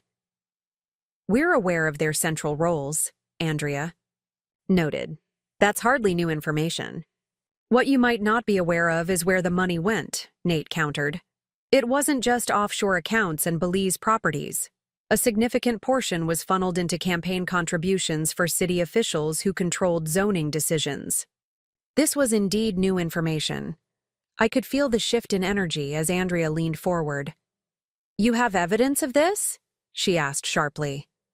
Nate nodded. Account records, meeting notes, emails, all backed up on a server Ethan maintained as insurance. I can provide access details. As they delved into the specifics of political corruption, my attention drifted. I studied my former husband's face, searching for traces of the man I'd believed I was marrying. Had there always been this capacity for deception in him? Had I willfully ignored warning signs? Becca, Nate's voice broke through my thoughts. There's something else you should know. I refocused, suddenly wary. Prescott's threats against you weren't isolated, he said quietly. He made similar threats to other witnesses, other wives. But yours was personal. Personal how? Caroline asked sharply. Prescott blamed Becca specifically for the case expanding. Called her the first domino. Nate hesitated, glancing at his attorney again. He made statements in prison about making an example of her. Cold dread pooled in my stomach. That's why you requested this meeting, not to provide case information, to warn me. Both, Nate insisted. But yes, I needed to warn you. Prescott has connections, serious connections. Even from inside, he can reach people. We've taken extensive security precautions, Caroline assured me. Ms. Mitchell is well protected. Good, Nate said, his relief appearing genuine. That's good. Andrea closed her notepad. If you'll provide those server access details now, Mr. Mitchell, we can proceed with verifying this information. While Nate conferred with his attorney and provided technical details to a newly arrived FBI technical specialist, I found myself staring out the window at the Portland skyline. The city that had been my home for 15 years now held both threat And promise. The danger represented by Prescott and his allies. The potential of the Phoenix Foundation's work. "Becca," Nate called softly as the meeting drew to a close. "Can I have 1 minute?" "Just one." Caroline looked at me questioningly. I nodded slightly. When the others had moved to the far end of the conference room, discussing technical aspects of the server access, Nate leaned forward as far as his restraints would allow. "I know sorry doesn't begin to cover it," he said, his voice stripped of its usual polish. "What I did to you was unforgivable. I don't expect forgiveness. I just want you to know that not everything was a lie. I did love you in the beginning." "In the beginning?" I repeated. "When did that change?" He considered the question carefully. "I don't know exactly. Maybe when the pressure started building.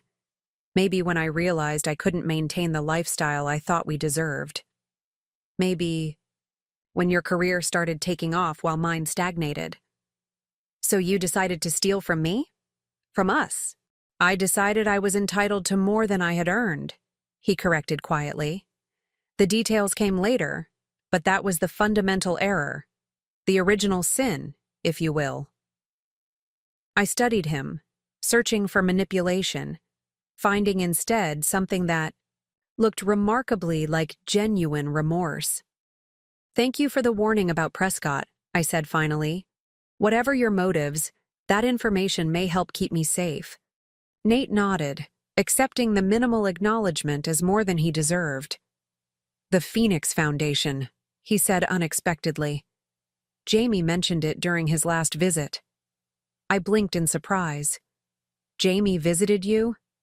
"To make very explicit threats about what would happen if I ever contacted you directly," Nate explained with a hint of his old wry humor. "But he mentioned your foundation work. It sounds important." "It is," I confirmed. "Good. You always did know how to build something meaningful from chaos." He straightened as the guards approached to escort him out. "Be careful, Becca. Watch. You're back until Prescott and his friends are firmly behind bars." As Nate was led away, Caroline rejoined me. "You okay?" Surprisingly, yes, I realized. That was clarifying somehow. "He seemed genuinely concerned for your safety," she observed. "Guilt manifests in strange ways," I replied, gathering my belongings. "Has the technical team verified his information about the server?" "Already. Accessing it. Preliminary reports suggest he was telling the truth about the political connections. This could expand the case considerably." Outside the federal building, the spring rain had finally cleared, leaving behind that particular Portland. Freshness, damp earth, blooming flowers, possibility. For the first time since discovering Nate's betrayal, I felt something like closure settling into place. Not forgiveness, never that, but a completion of sorts.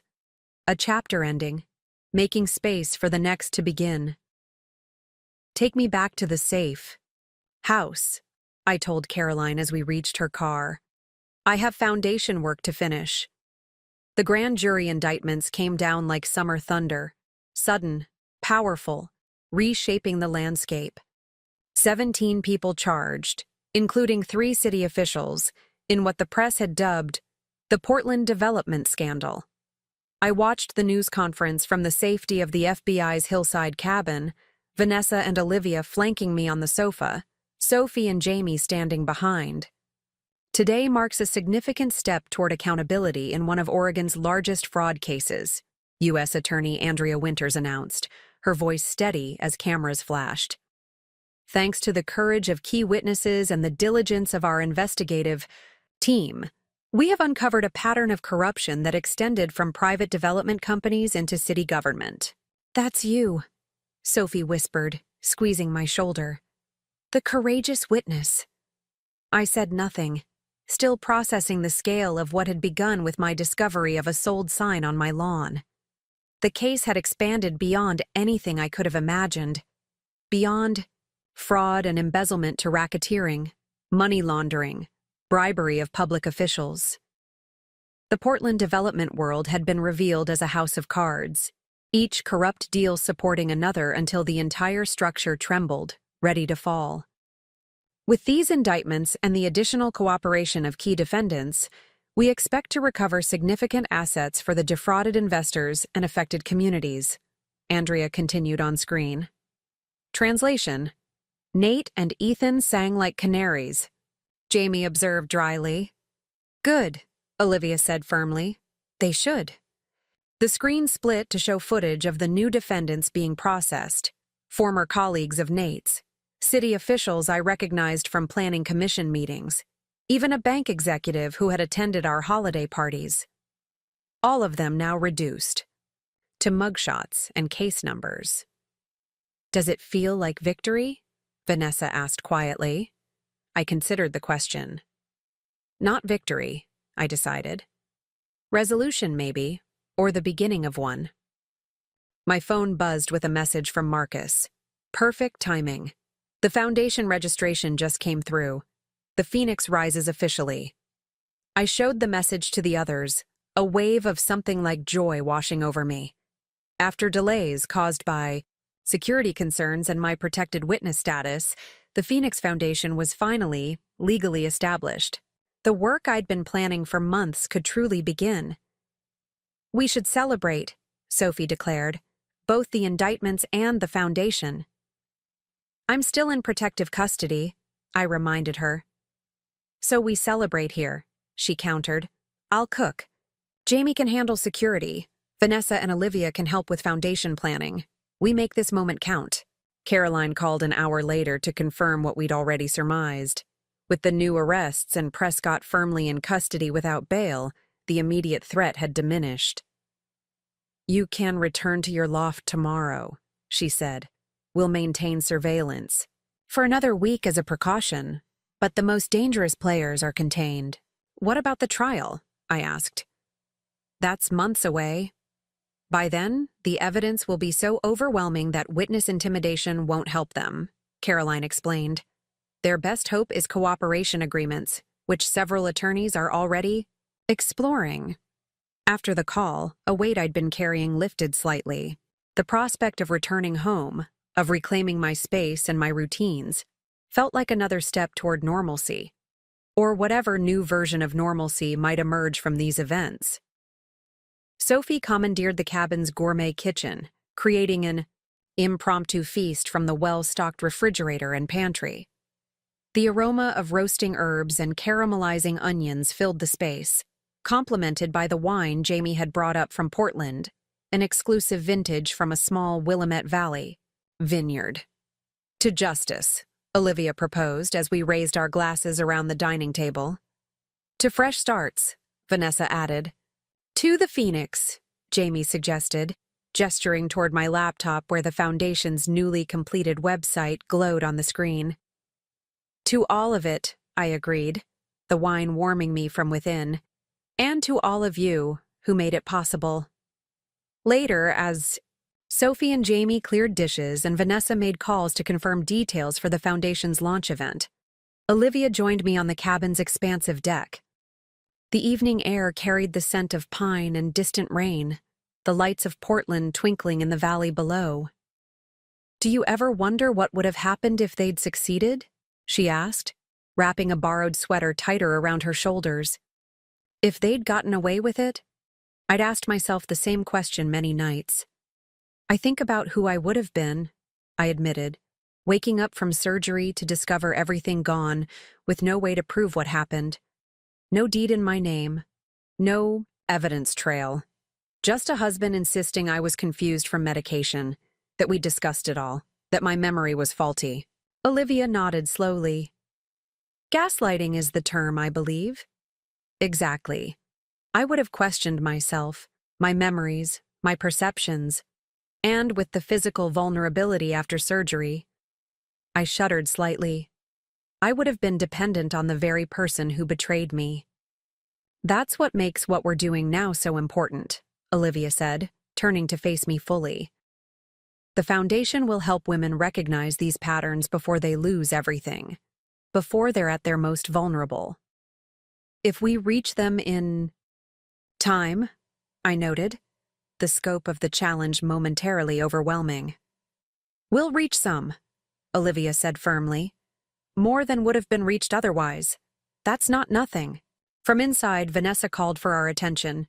We returned to find her laptop open to a video call with Marcus, whose expression indicated good news. "The first asset recovery is complete," he announced without preamble. 15 million from Prescott's Cayman accounts, transferred directly to the restitution fund this morning.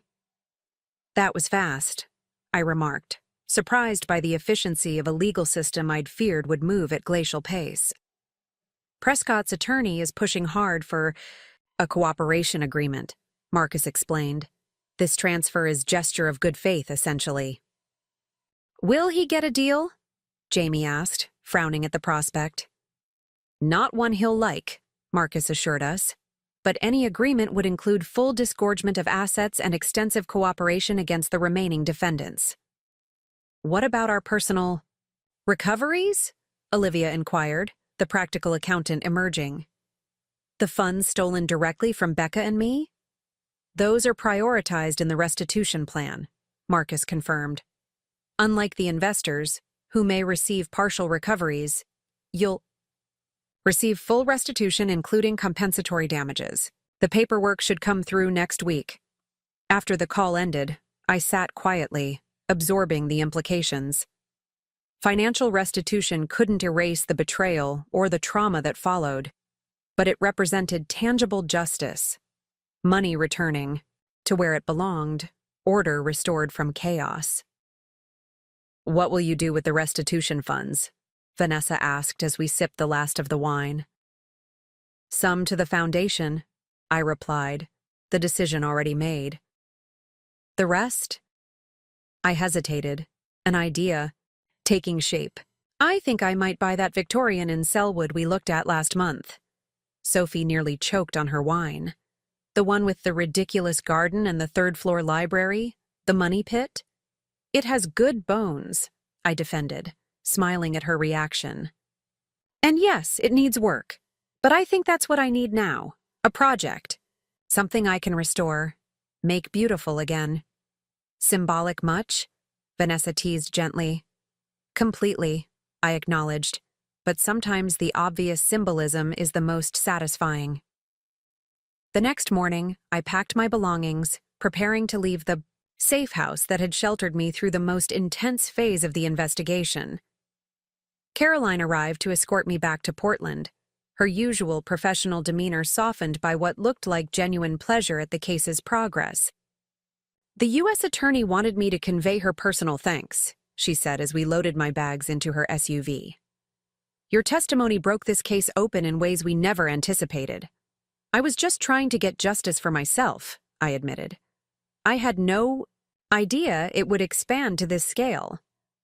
"That's how these cases often work," Caroline observed. "One person brave enough to speak up reveals the first crack in the facade. Others find courage in that example. The truth has a way of demanding to be heard." As we descended from the hillside toward the city, I watched the landscape transform from wilderness to suburb to urban density. Portland looked different somehow. Not physically changed, but altered in my perception. The skyline that had once represented home now carried complicated associations, both the betrayal I'd experienced and the justice that followed. "Your security detail will remain in place through the foundation launch," Caroline explained as we approached my loft building. "Unmarked cars, plainclothes officers, nothing obvious, but they'll be there." "Is that really still necessary?" I asked, eager to reclaim independence along with my space. "Probably not," she acknowledged.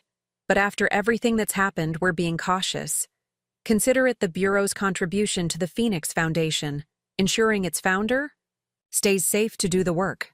Inside my loft, everything appeared exactly as I'd left it weeks earlier. Yet it felt subtly different. The open space that had once felt exposed now represented transparency. The industrial beams and visible ductwork that had initially seemed cold now embodied structural honesty. Nothing hidden, nothing disguised. The week that followed passed in a flurry of foundation preparations. The launch event was scheduled for the following Friday at the Portland Art Museum, a location chosen both for its prominence and its security features. Invitations had gone out to media, potential donors, and community organizations working with vulnerable women. The RSVPs are overwhelming, Vanessa reported during our planning meeting. We've had to expand to the larger gallery space. And the security plan is solid, Jamie added. I've coordinated with the museum team and Caroline's people. Every entrance covered, guest list strictly enforced. What about presentations? Sophie asked, reviewing the agenda. Who's speaking? Andrea Winters will give brief remarks about the case, I said, checking my notes. Olivia will present the financial literacy program. I'll handle the opening and the mission overview. Marcus will explain the legal support services. You should share your personal story, Vanessa suggested carefully. Not all the details, but enough to show why this work matters. I hesitated. While I'd included elements of my experience on the Foundation website, speaking publicly about Nate's betrayal felt different, more exposing, more vulnerable. You don't have to decide now, Sophie said, noting my hesitation. But Vanessa's right. Your story gives the Foundation authenticity. It shows you're not just another rich person with a vanity project. You've lived this. You understand. The day before the launch, I visited the Victorian house in Selwood, the one I'd half-jokingly mentioned buying. The real estate agent, carefully vetted by Jamie and briefed about my situation, met me with keys and disclosure documents. It needs work, she warned as we approached the wraparound porch. The inspection report was extensive. I've read it, I assured her. I'm prepared for a project. Inside, sunlight filtered through dusty stained glass, casting kaleidoscope patterns across worn hardwood floors. The kitchen was hopelessly outdated, the bathrooms barely functional. But the bones, the carefully crafted woodwork, the solid plaster walls, the sweeping staircase, were impeccable. The previous owners lived here for 50 years, the agent explained. Raised 4 children. It needs modernizing, but it's been loved. I wandered through the rooms, envisioning possibilities. The third-floor space that could become a home office with views of the Willamette River. The garden overgrown but filled with heritage roses and mature fruit trees. The reading nook beneath the stairs where children had clearly measured their height in pencil marks over decades. I'll take it, I decided, standing in the center of what would become my bedroom. Full asking price, no contingencies. The agent blinked in surprise. Don't you want to negotiate? The repairs are part of what I'm buying, I finished. I want a house with history, with challenges to overcome. Something that needs restoration, but has a solid foundation. I'll prepare the offer immediately, she promised. That evening, I met Olivia for dinner at a quiet restaurant in the Pearl District, our final review before the Foundation launch. She arrived carrying architectural renderings, spreading them across the table as soon as we were seated. The contractor finished the plans for the resource center, she explained, pointing to detailed floor plans. First floor, intake offices, childcare space, community kitchen. Second floor, financial counseling, legal consultation rooms, training facilities. It's perfect.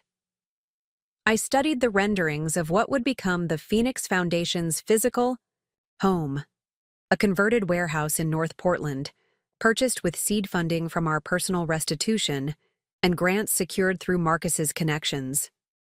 When can construction start? I asked, already visualizing women finding safety and support within those walls. 2 weeks, Olivia reported happily. Permits came through yesterday. We should be operational by fall. Our meals arrived, momentarily pausing the Foundation discussion.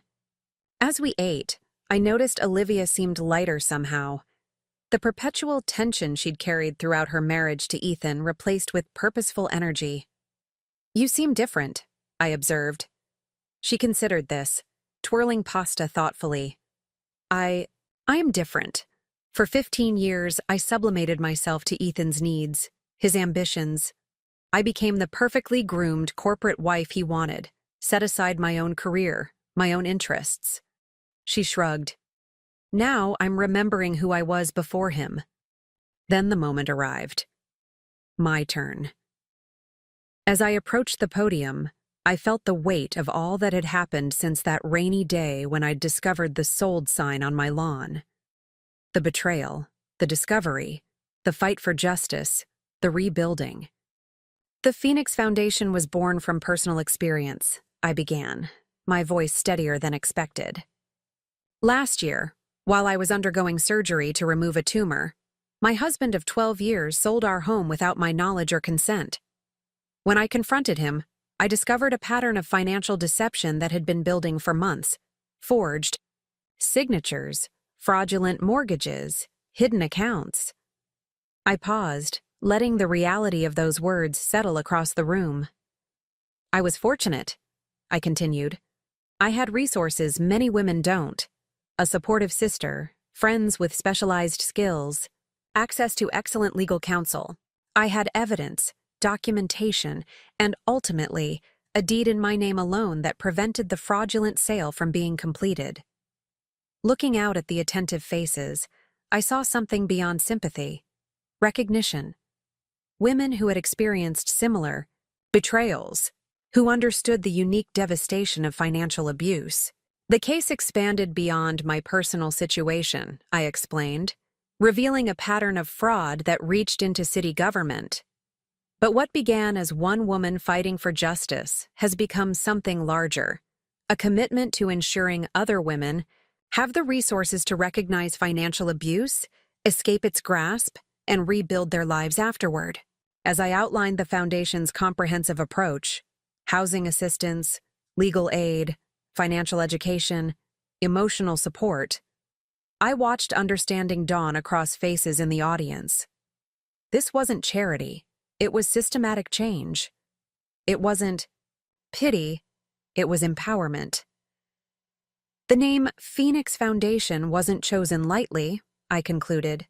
The phoenix rises from ashes, transformed.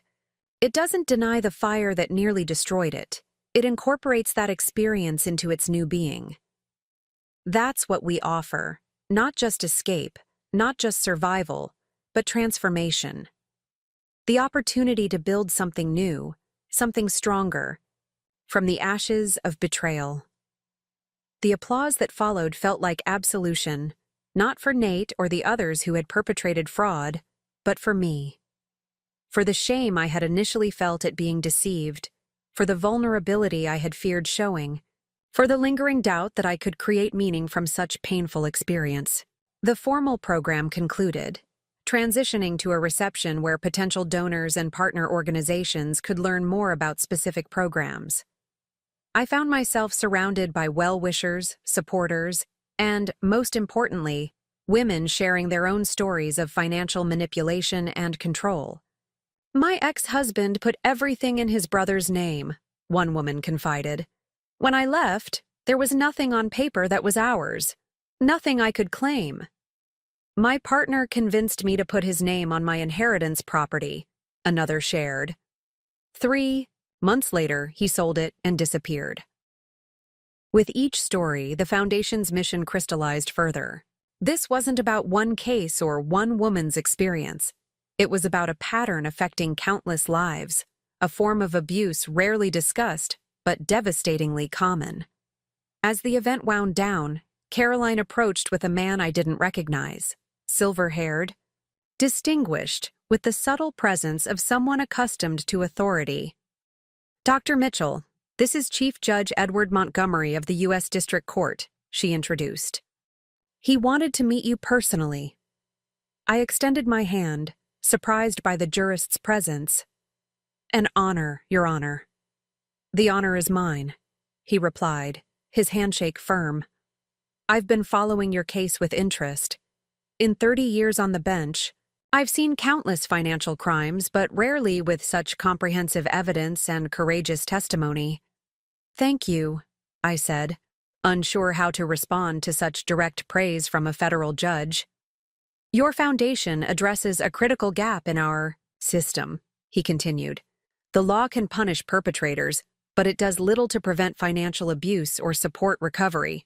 I'd like to discuss ways the court might partner with your organization, perhaps creating a specialized docket for financial abuse cases, or developing resources for court staff to recognize the patterns. We would welcome that collaboration, I replied, genuinely moved by his interest. As Judge Montgomery moved on to speak with Marcus about technical details, Sophie appeared at my side, eyes wide. A federal judge wants to partner with us, on day one. Apparently so, I said, still processing the significance. Becca, she began, then stopped, emotions visibly overwhelming her. My practical, straight-talking sister rarely showed such vulnerability. I'm just so proud of you. When I picked you up from that house in the rain, when you were in pain and shocked and betrayed, I never imagined this outcome. Neither did I admitted. I was just trying to survive it. You did more than survive, she insisted. You transformed it. You're helping others transform their experiences, too. The museum staff had begun the subtle process of closing down the event, adjusting lighting, removing empty glasses, guiding lingering guests toward the exits.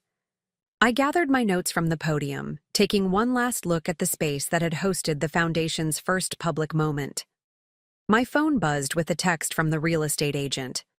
Offer accepted. The Victorian is yours as soon as we can close. Congratulations. I showed the message to Sophie, who groaned dramatically. You're really doing this. That house needs everything. Not everything, I corrected. Just updates, repairs, modernization. The structure is sound. Metaphor alert, she teased, but squeezed my hand supportively. Outside, the summer evening had settled into that perfect Portland dusk. Long shadows, golden light, mild air scented with roses from the nearby park blocks. Jamie pulled up in his car, security protocols still in place despite the successful conclusion of the event. Where to? He asked as I settled into the passenger seat. I considered the question. My loft awaited, comfortable and familiar. But suddenly I wanted to see my future, not my present. Selwood, I decided. I want to drive by the Victorian, my Victorian. As Jamie navigated toward the East Side neighborhood, I rolled down the window, letting the evening air brush against my face. The foundation was launched, the house purchase secured, the legal case progressing toward justice. Pieces falling into place, not by chance, but by choice, by intention. The Victorian loomed stately at the end of a tree-lined street, its slightly shabby grandeur outlined against the darkening sky. Jamie slowed the car, allowing me to absorb the sight of my future home. The wraparound porch where I'd drink morning. Coffee, the garden I'd gradually restore, the rooms that would become mine alone. It's perfect, I murmured, more to myself than to Jamie. It's a lot of work, he observed pragmatically. Yes, I agreed, smiling at the prospect. Exactly what I need. As we pulled away, I didn't look back. The Victorian would be there tomorrow, and the day after, and the years to come. My future waited, not predicated on anyone else's choices or betrayals, but built by my own hands from whatever materials life had provided. Even the broken pieces, even the ashes. Especially those. Autumn transformed Portland in a symphony of amber and crimson, leaves cascading onto the newly restored porch of my Victorian. 3 months had passed since the Phoenix Foundation launch, a whirlwind period of growth, both professional and personal. The house renovation had consumed much of my focus, stripping decades of outdated wallpaper, restoring original woodwork, updating systems while preserving character. I still think you're insane, Sophie declared, helping me unpack kitchen. Equipment in the newly renovated space, quartz countertops and modern appliances blending surprisingly well with the restored butler's pantry and original glass front cabinets. You could have bought a perfectly functional modern home with no asbestos or knob and tube wiring. But then I wouldn't have had the pleasure of finding century-old newspapers inside the walls, I countered, arranging copper pots on the hanging rack. Or discovering those children's drawings beneath 7 layers of wallpaper in the upstairs bedroom. Sophie rolled her eyes, but her expression softened as she glanced around the space. It is coming together nicely. I'll admit that. The kitchen renovation had been my first priority, a deliberate choice symbolizing nourishment, gathering creation. Next had come my bedroom suite, carved from 3 smaller rooms to create a sanctuary with a reading alcove overlooking the garden. The rest would follow in time. I was in no rush. The foundation office renovations are nearly complete too, I noted, checking my phone where the contractor had sent progress photos of the warehouse conversion. We should be able to move operations there next month. 2 major renovations simultaneously. Sophie shook her head.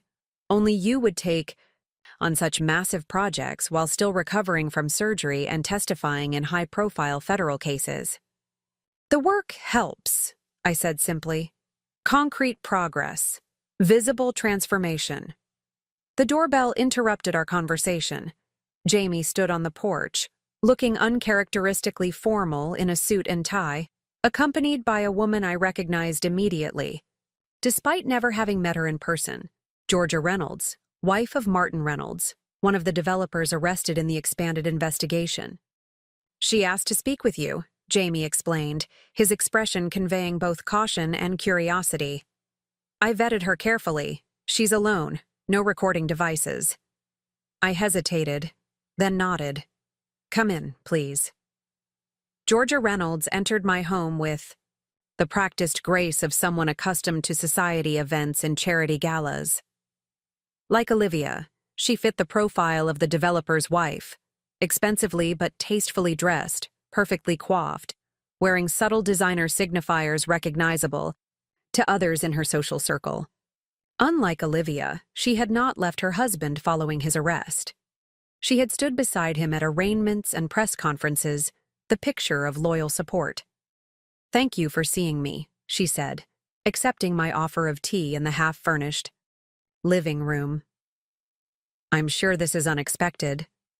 A bit, I acknowledged. How can I help you, Mrs. Reynolds? Georgia, please. She cupped her hands around the teacup, her wedding and engagement rings catching the afternoon light. I've been following your foundation's work, the financial literacy program in particular. I nodded, waiting for her to continue. Martin's case is proceeding toward a plea agreement, she explained, her voice carefully modulated. His attorney is confident about securing reasonable terms, but in the process of discovery, she faltered slightly. In the process, I've learned things I didn't know, about our finances, about decisions made without my knowledge or consent. Understanding dawned. You've discovered financial irregularities that affect you personally. Georgia nodded, relief evident in her expression. Accounts I didn't know existed. Properties transferred to shell companies. A prenuptial agreement amendment I supposedly signed 3 years ago, except... She withdrew a document from her handbag. Except this isn't my signature. I never saw this document until 2 weeks ago. I studied the signature, thinking of my own forged mortgage documents. Have you confronted Martin about this? He claims I signed it during a charity benefit, that I was distracted, signing multiple donor forms, and he slipped it in because he knew I would overreact if he brought it up directly. Her voice remained composed, but her knuckles whitened around the teacup. 22 years of marriage, and he speaks to me as if I'm a child throwing a tantrum over bedtime. Sophie had discreetly withdrawn to the kitchen, giving us privacy while remaining within earshot, a security precaution Jamie had insisted upon for any unexpected visitors. I'm not leaving Martin, Georgia said abruptly, as if anticipating my advice. That may seem incomprehensible to you, given your situation, but there are considerations beyond the financial betrayal, family connections, social standing, our children's well-being. I'm not here to judge your choices, I assured her. We all navigate these situations differently. She seemed to relax slightly. What I need is information, protection, a way to secure my financial future regardless of the outcome of Martin's case or any decisions I might make later. That's exactly what the Phoenix Foundation provides, I replied. Legal consultation, financial planning, documentation assistance, all confidential, all focused on establishing financial independence. And that's available even if I'm not leaving my husband, even if I'm not filing criminal charges for the forgery. Available to any woman in a financially vulnerable position, I confirmed. Our approach is non-judgmental. We provide information and resources. You make your own choices. Georgia set down her teacup with newfound resolve. When can I begin? Before the plea agreement is finalized, I need to understand exactly what assets exist, what I'm legally entitled to, what protections I can put in place. I reached for my phone, sending a quick text to Olivia. Our financial program director can meet with you tomorrow if that works. She has personal experience with similar situations. The former Mrs. Walters, Georgia noted. At my surprised, "Look," she added, "Portland's development community is small. Wives talk, even when our husbands would prefer we didn't." We arranged the meeting details, exchanged contact information, and discussed preliminary documentation Georgia should bring. As Jamie escorted her out, I remained in the living room, processing the encounter. Sophie returned from the kitchen. That was unexpected. But not surprising, I observed. Georgia Reynolds is exactly who we created this foundation for. Women. Discovering financial betrayal who need guidance regardless of whether they stay or leave. You handled it perfectly, Sophie said, pride evident in her voice. Non-judgmental, professional, supportive. I had good role models, I replied, squeezing her hand gratefully. That evening, as autumn darkness fell early, I sat in my partially renovated study, reviewing case updates from Marcus. The trials were proceeding methodically, some defendants pleading out, others preparing for court battles. Nate and Ethan continued cooperating, their testimony strengthening cases against bigger players in exchange for sentencing considerations. My phone rang, Caroline, calling unusually late. "I didn't wake you, did I?" she asked when I answered. "No, just reviewing case files. Everything okay?" "Yes and no," she replied cryptically. "I wanted to give you a heads up. The U.S. Attorney's Office will be announcing a major expansion of the investigation tomorrow.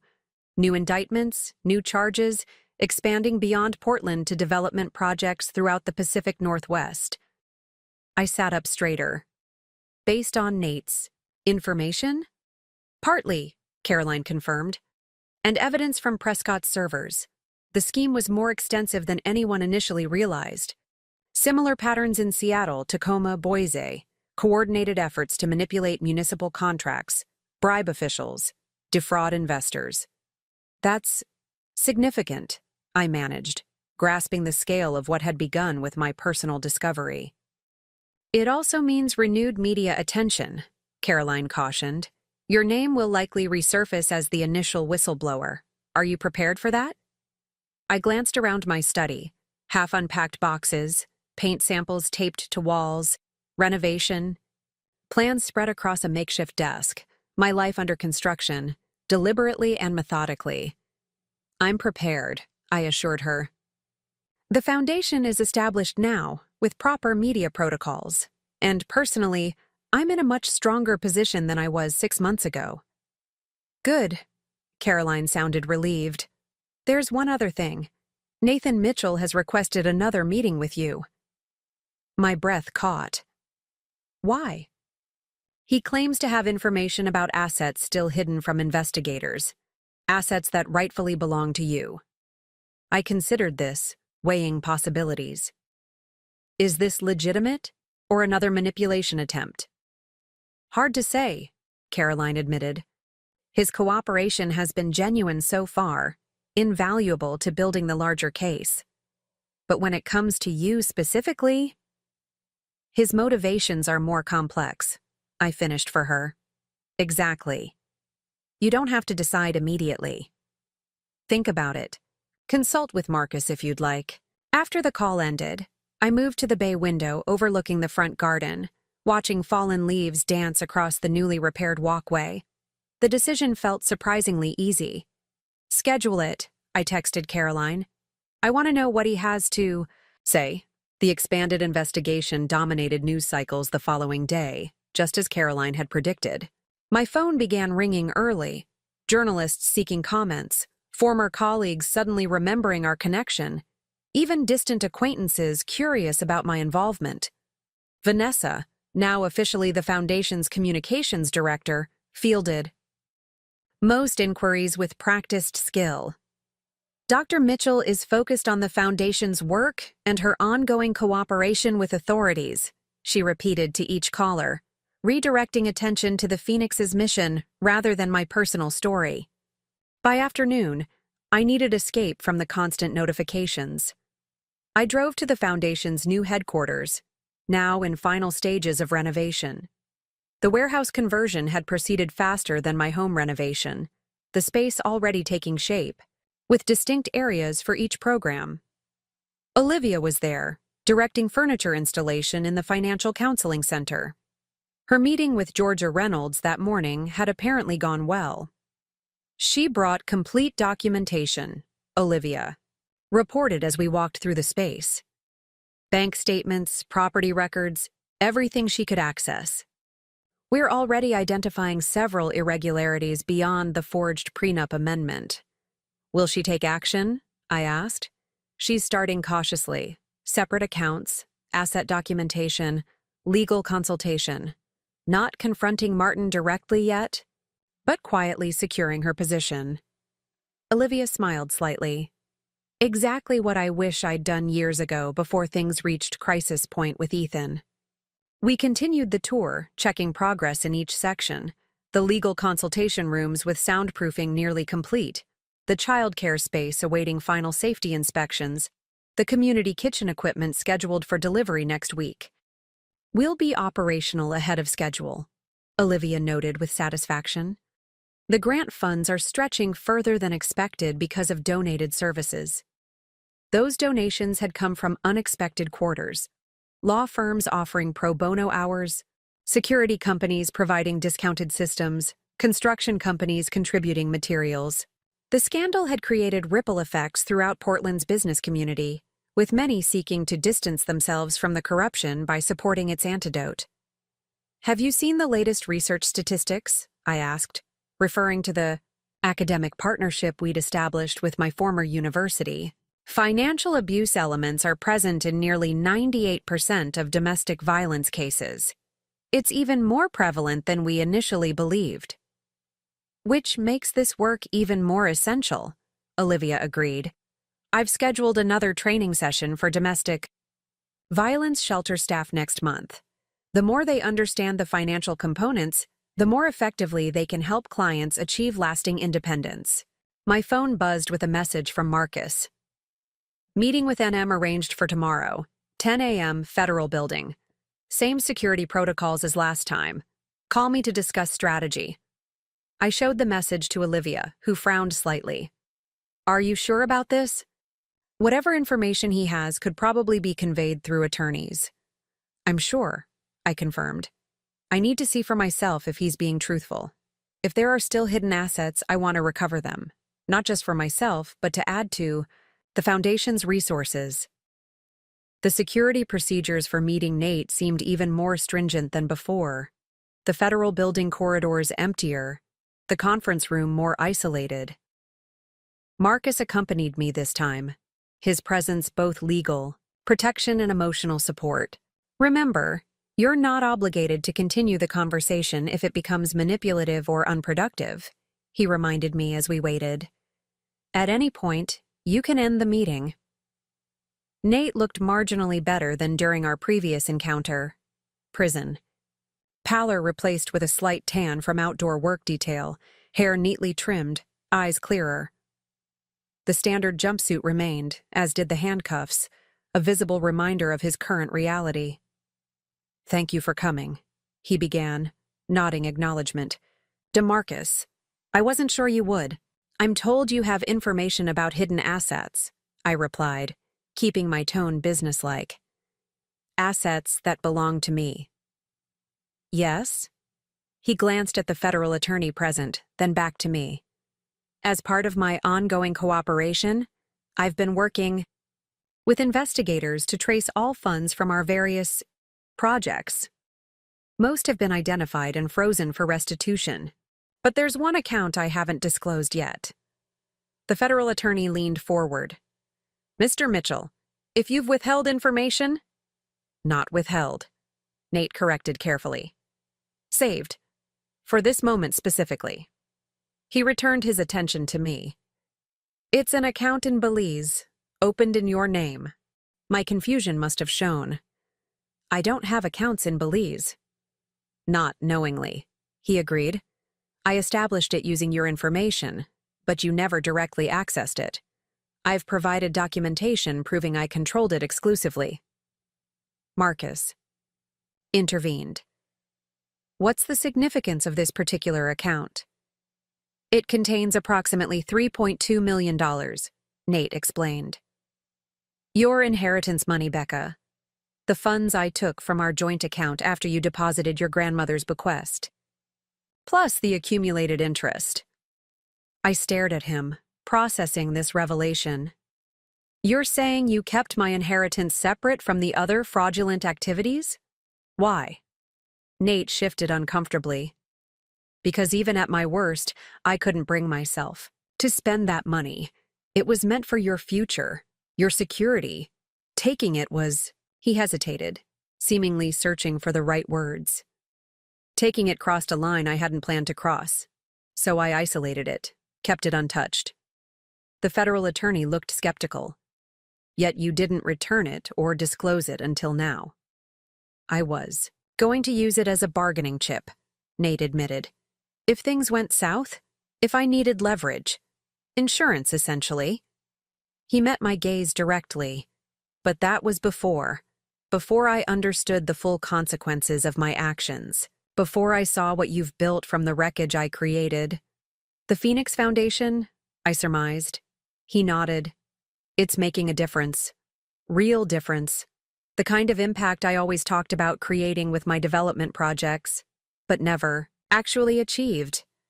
A hint of his old wry smile appeared. "Turns out you were better at changing the world than I ever was." Marcus remained pragmatic. "What exactly are you proposing regarding these funds?"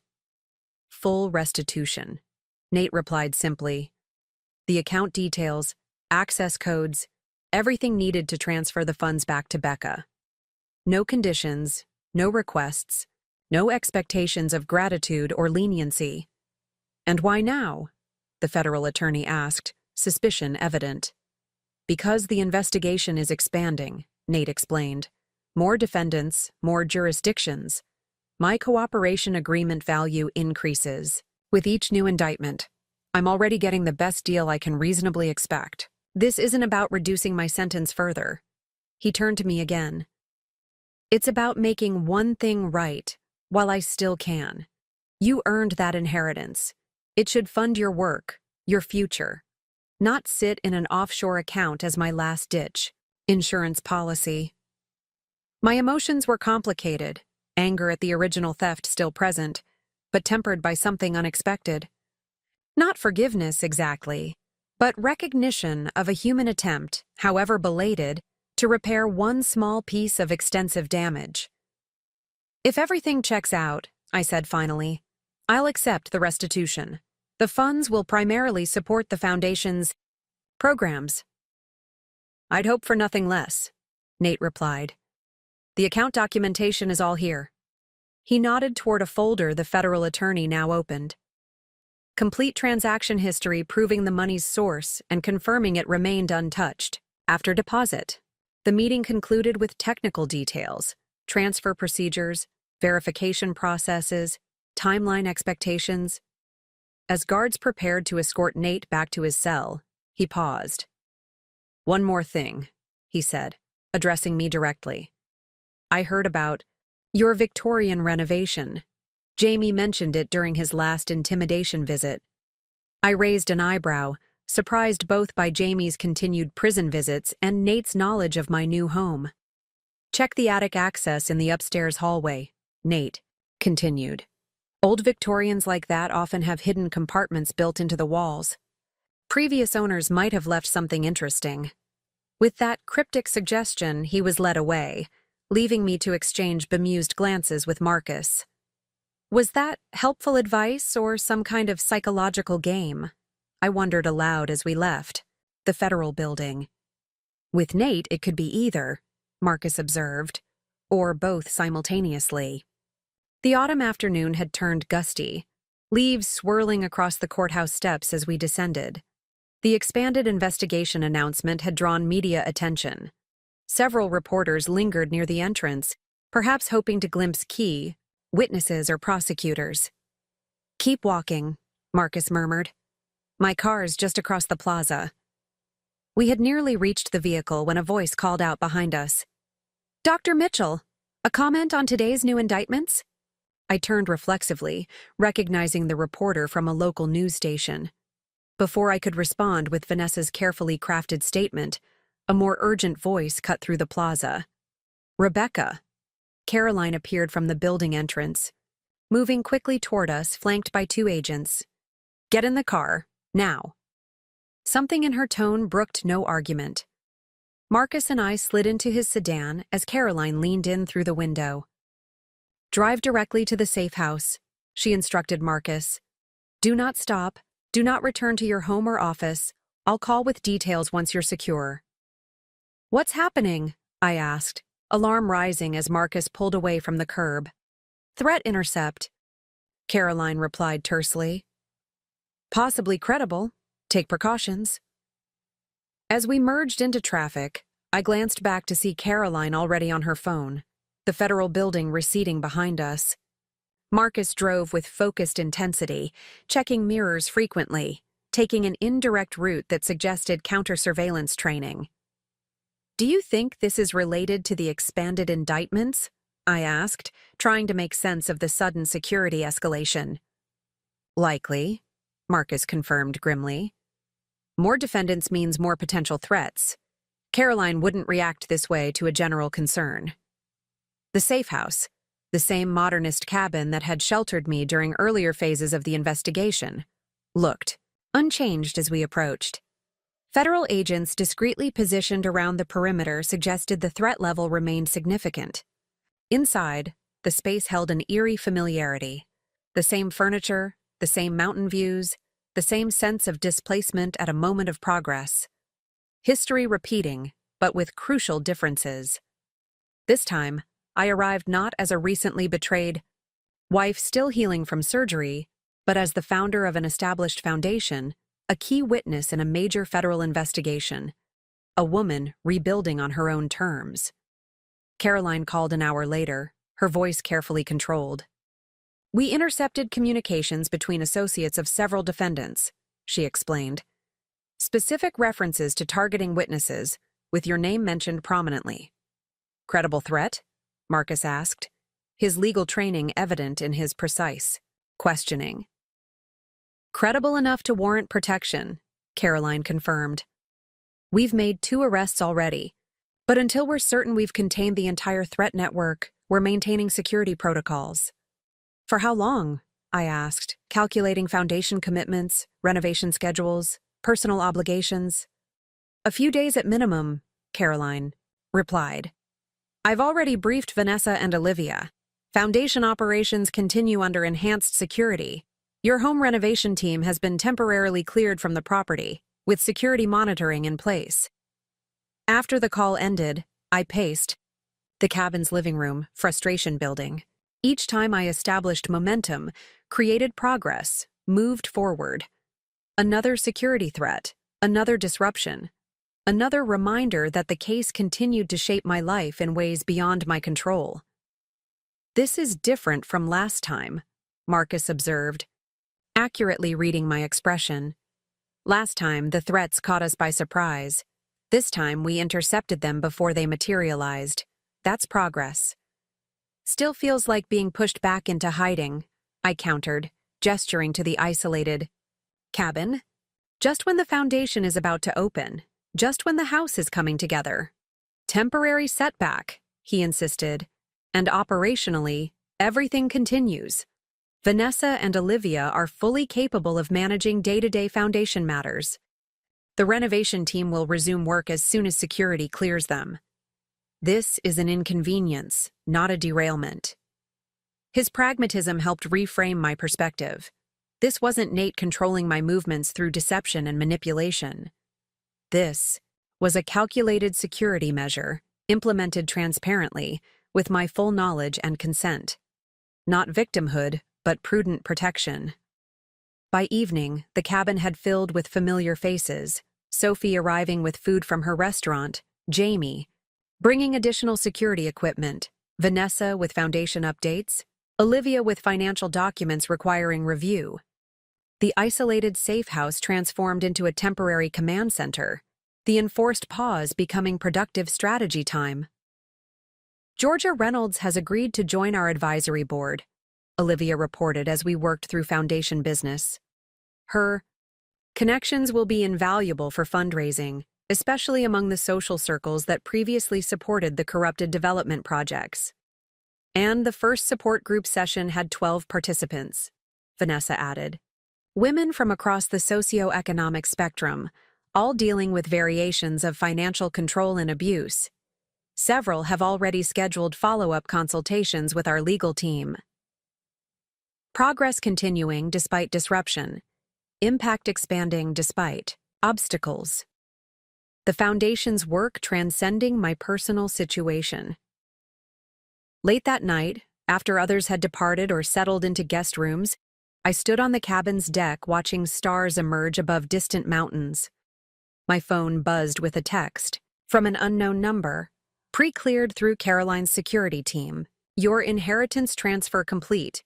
347 Mawars now in Phoenix Foundation account. No strings attached. Use it well. And I stared at the message. Verification of Nate's unexpected restitution. The money wouldn't undo his betrayal or erase the trauma of discovery, but it would fund programs helping hundreds of women escape similar situations. Justice recycled into prevention, damage transformed into remedy. Another text arrived, this one from Caroline. Threat containment progressing. 3 more arrests. Security assessment in morning. Rest well. I saved both messages, tucked the phone away, and continued stargazing, finding unexpected peace in the enforced pause. Tomorrow would bring security assessments, foundation planning, renovation decisions. But tonight offered stillness, perspective, the chance to recognize how far I'd come from that rainy day of discovery. The mountain air carried the scent of pine and possibility, autumn's transformative energy palpable even in darkness. Things were torn down, rebuilt, reconfigured. Nature itself demonstrated how destruction created space for new growth, how fallen leaves nourished future blooming. Nate's cryptic mention of the Victorian attic returned to mind. What might previous owners have left behind? What history might the house still hold, waiting to be discovered? The thought felt suddenly significant, not just for what might physically exist in hidden compartments, but for what the process of discovering it represented. Life contained hidden compartments too, unexpected strengths revealed through crisis, capacities uncovered through challenge, resilience discovered through necessity. The betrayal that should have destroyed me had instead revealed aspects of myself previously untapped. The crisis that should have diminished me had expanded my impact instead. I returned inside, found a notepad, and began writing, not foundation. Plans or renovation schedules, but something more personal. The story of transformation, of rising from ashes. The narrative that would help others recognize their own capacity for rebirth. When my husband sold our home while I was in surgery, he thought he was ending my story. Instead, he was unwittingly providing the catalyst for its most powerful chapter. 1 year after discovering the sold sign on my lawn, I stood in the restored third-floor library of my Victorian, watching winter sunlight stream through leaded glass windows. The house renovation had finally reached this space, my sanctuary. Custom bookshelves lined the walls, a window seat overlooked the garden now dormant under frost, and the original fireplace crackled with warmth. The attic compartment Nate had cryptically mentioned had indeed existed, a small hidden panel revealed during renovation. Inside, we'd found a collection of letters from the 1920s, correspondence between the original lady of the house and a sister living abroad. These fragments of another woman's life now sat preserved in an archival box on my desk, a reminder that every home held stories, that walls witnessed both betrayals and triumphs long before my own. My phone rang, Olivia calling from the foundation headquarters. "Just confirming you'll be at the 6-month assessment meeting tomorrow," she said when I answered. "The program directors have prepared comprehensive impact reports." "I'll be there," I assured her. "How are the numbers looking?" "Extraordinary," Olivia replied, satisfaction evident in her voice. "Over 200 women served through direct programs, financial literacy workshops at capacity with wait lists, legal consultation services expanding to satellite locations throughout the region." "And the residential program?" I asked, referring to the newly launched emergency housing initiative providing temporary accommodations for women fleeing financially abusive situations. "Currently at 80% occupancy, which is optimal for individualized support delivery," she reported. "The success metrics are particularly compelling. 70% of participants transition to independent housing within our targeted timeframe." After ending the call, I returned to the window seat, taking in both the winter landscape outside and the restored room around me. The house, like my life, had transformed gradually.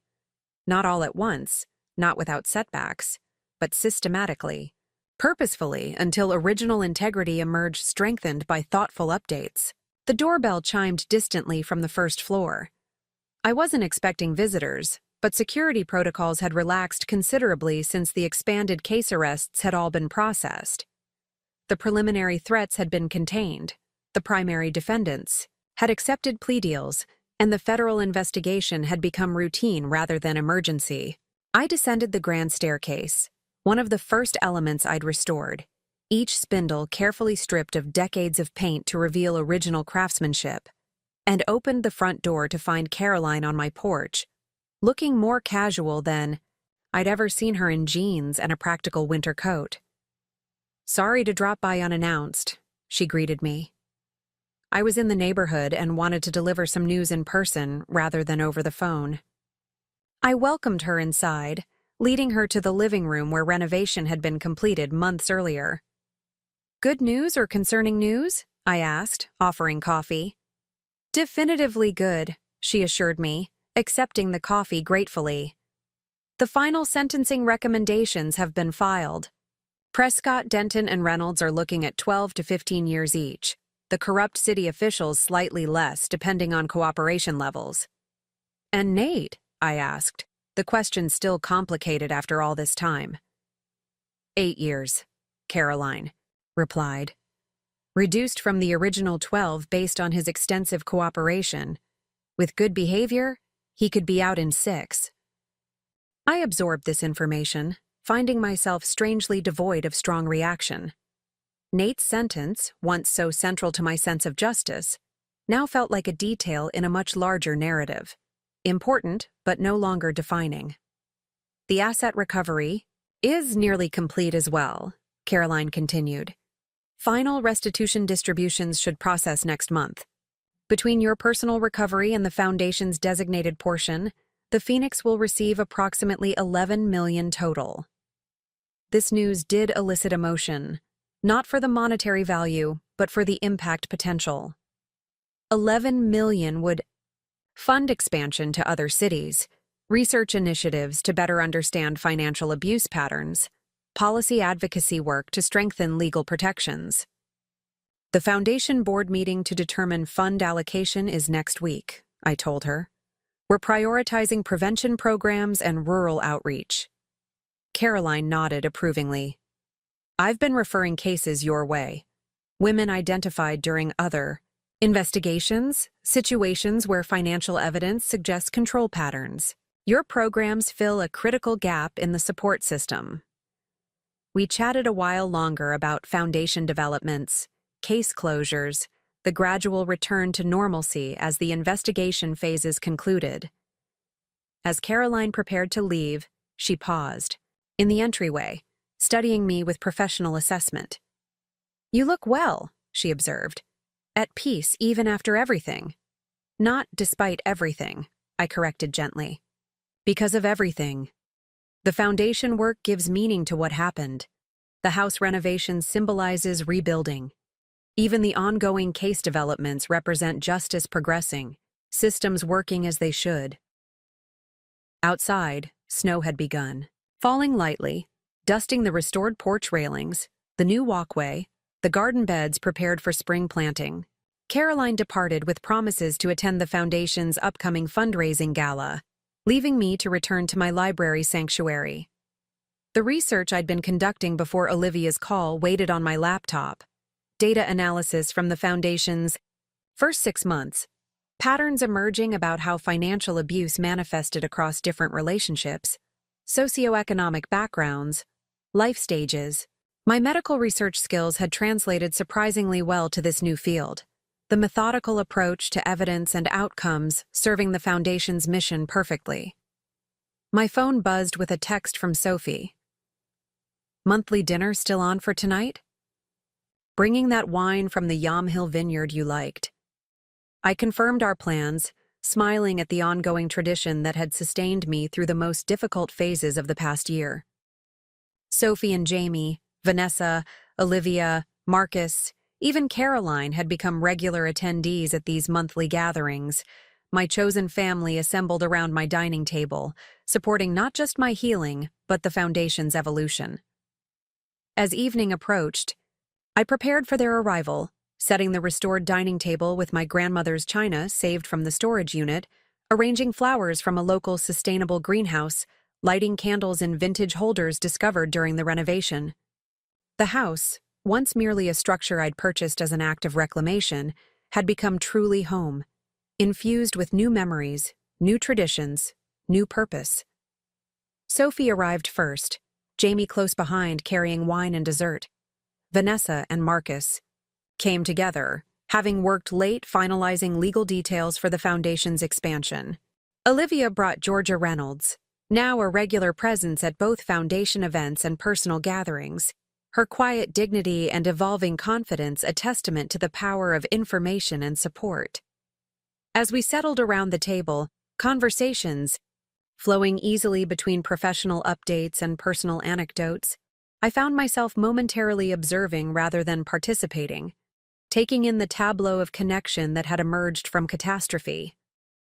These relationships, this purpose, this home, none would exist had Nate not betrayed me that rainy day a year ago.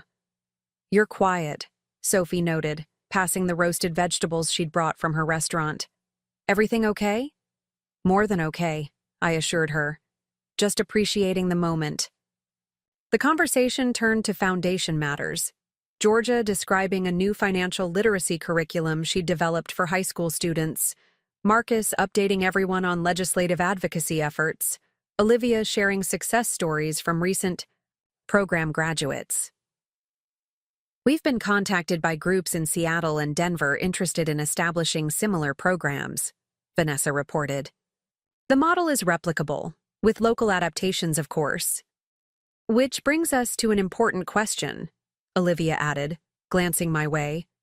With expansion opportunities arising, we need to consider leadership structure. Rebecca, the board is unanimous in wanting you to transition to full-time executive director. The offer shouldn't have surprised me. I'd been functioning in the role unofficially for months, gradually reducing my research hours at the medical center. Yet the formal acknowledgement represented another significant transition. My research position, I began, thinking of the immunotherapy studies I'd returned to post-recovery, can be adjusted to consulting status. Marcus suggested. The university values the prestige of keeping you affiliated while understanding your foundation commitment. You've built something extraordinary, Georgia added quietly. Something essential that didn't exist before. Women need your leadership in this space. I looked around the table at these people who had supported my journey from victim to advocate, from betrayed wife to independent force.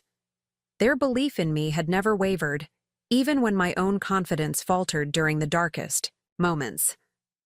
I'll accept, I decided, with one condition, that we create a proper leadership team structure. Olivia as financial director, Vanessa heading communications and development, Georgia leading educational programs.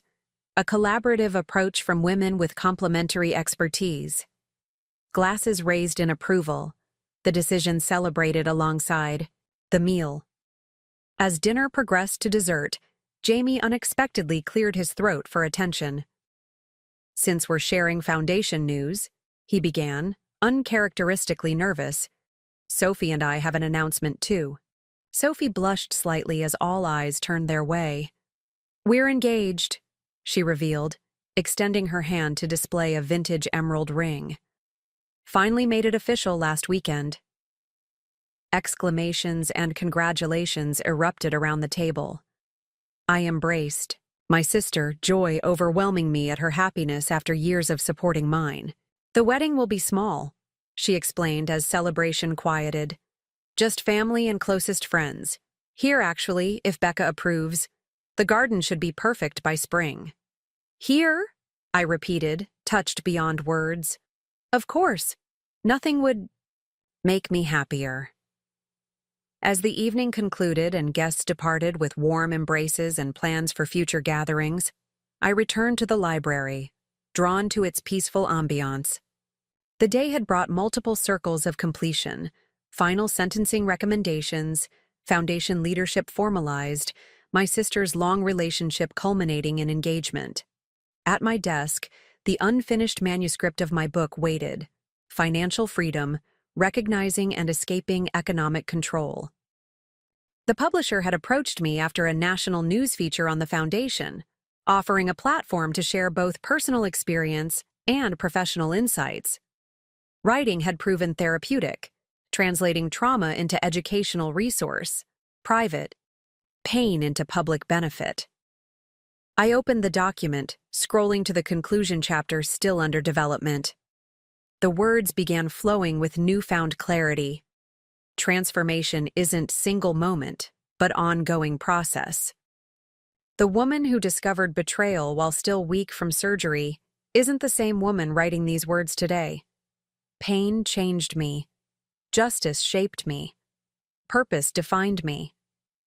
But most significantly, the act of rebuilding, deliberately, thoughtfully, surrounded by chosen support, created someone stronger than before. When my husband sold our home while I was in surgery, he believed he was executing power over me. In reality, he was unwittingly catalyzing my power within. The structures we believe define us, marriages, homes, financial arrangements, may prove more fragile than we imagined. But our capacity to recover, to rebuild on foundations of truth and integrity, proves more resilient than any betrayal. I paused, considering the journey from that first shocking discovery to this moment of peace and purpose. The Phoenix Foundation now helped hundreds of women recognize financial abuse, escape controlling relationships, establish independence. My Victorian home stood restored and filled with new warmth. My medical research continued in modified capacity, cancer patients benefiting from protocols I'd helped develop. None of this erased what Nate had done. The betrayal remained historical fact, the violation of trust a reality that had shaped me. But its power to define me had diminished with each deliberate choice to transform damage into purpose, to recycle pain into prevention for others. Outside, snow continued falling gently, transforming the landscape with quiet persistence. Inside, firelight cast warm shadows across restored woodwork, illuminating the space I had claimed and healed. the contrast felt poetically appropriate. Cold, reality outside, hard-won warmth within. Both necessary, both beautiful in their way. I returned to writing, narrative flowing with restored clarity. The phoenix rises not by forgetting the fire, but by incorporating it. Ash becoming part of new feathers, the experience of burning informing the miracle of flight. We rise not, despite our wounds, but with them, transformed not by erasure of pain, but by its integration into our stronger, wiser selves. Up next, you've got 2 more standout stories right on your screen. If this one hit the mark, you won't want to pass. These up. Just click and check them out.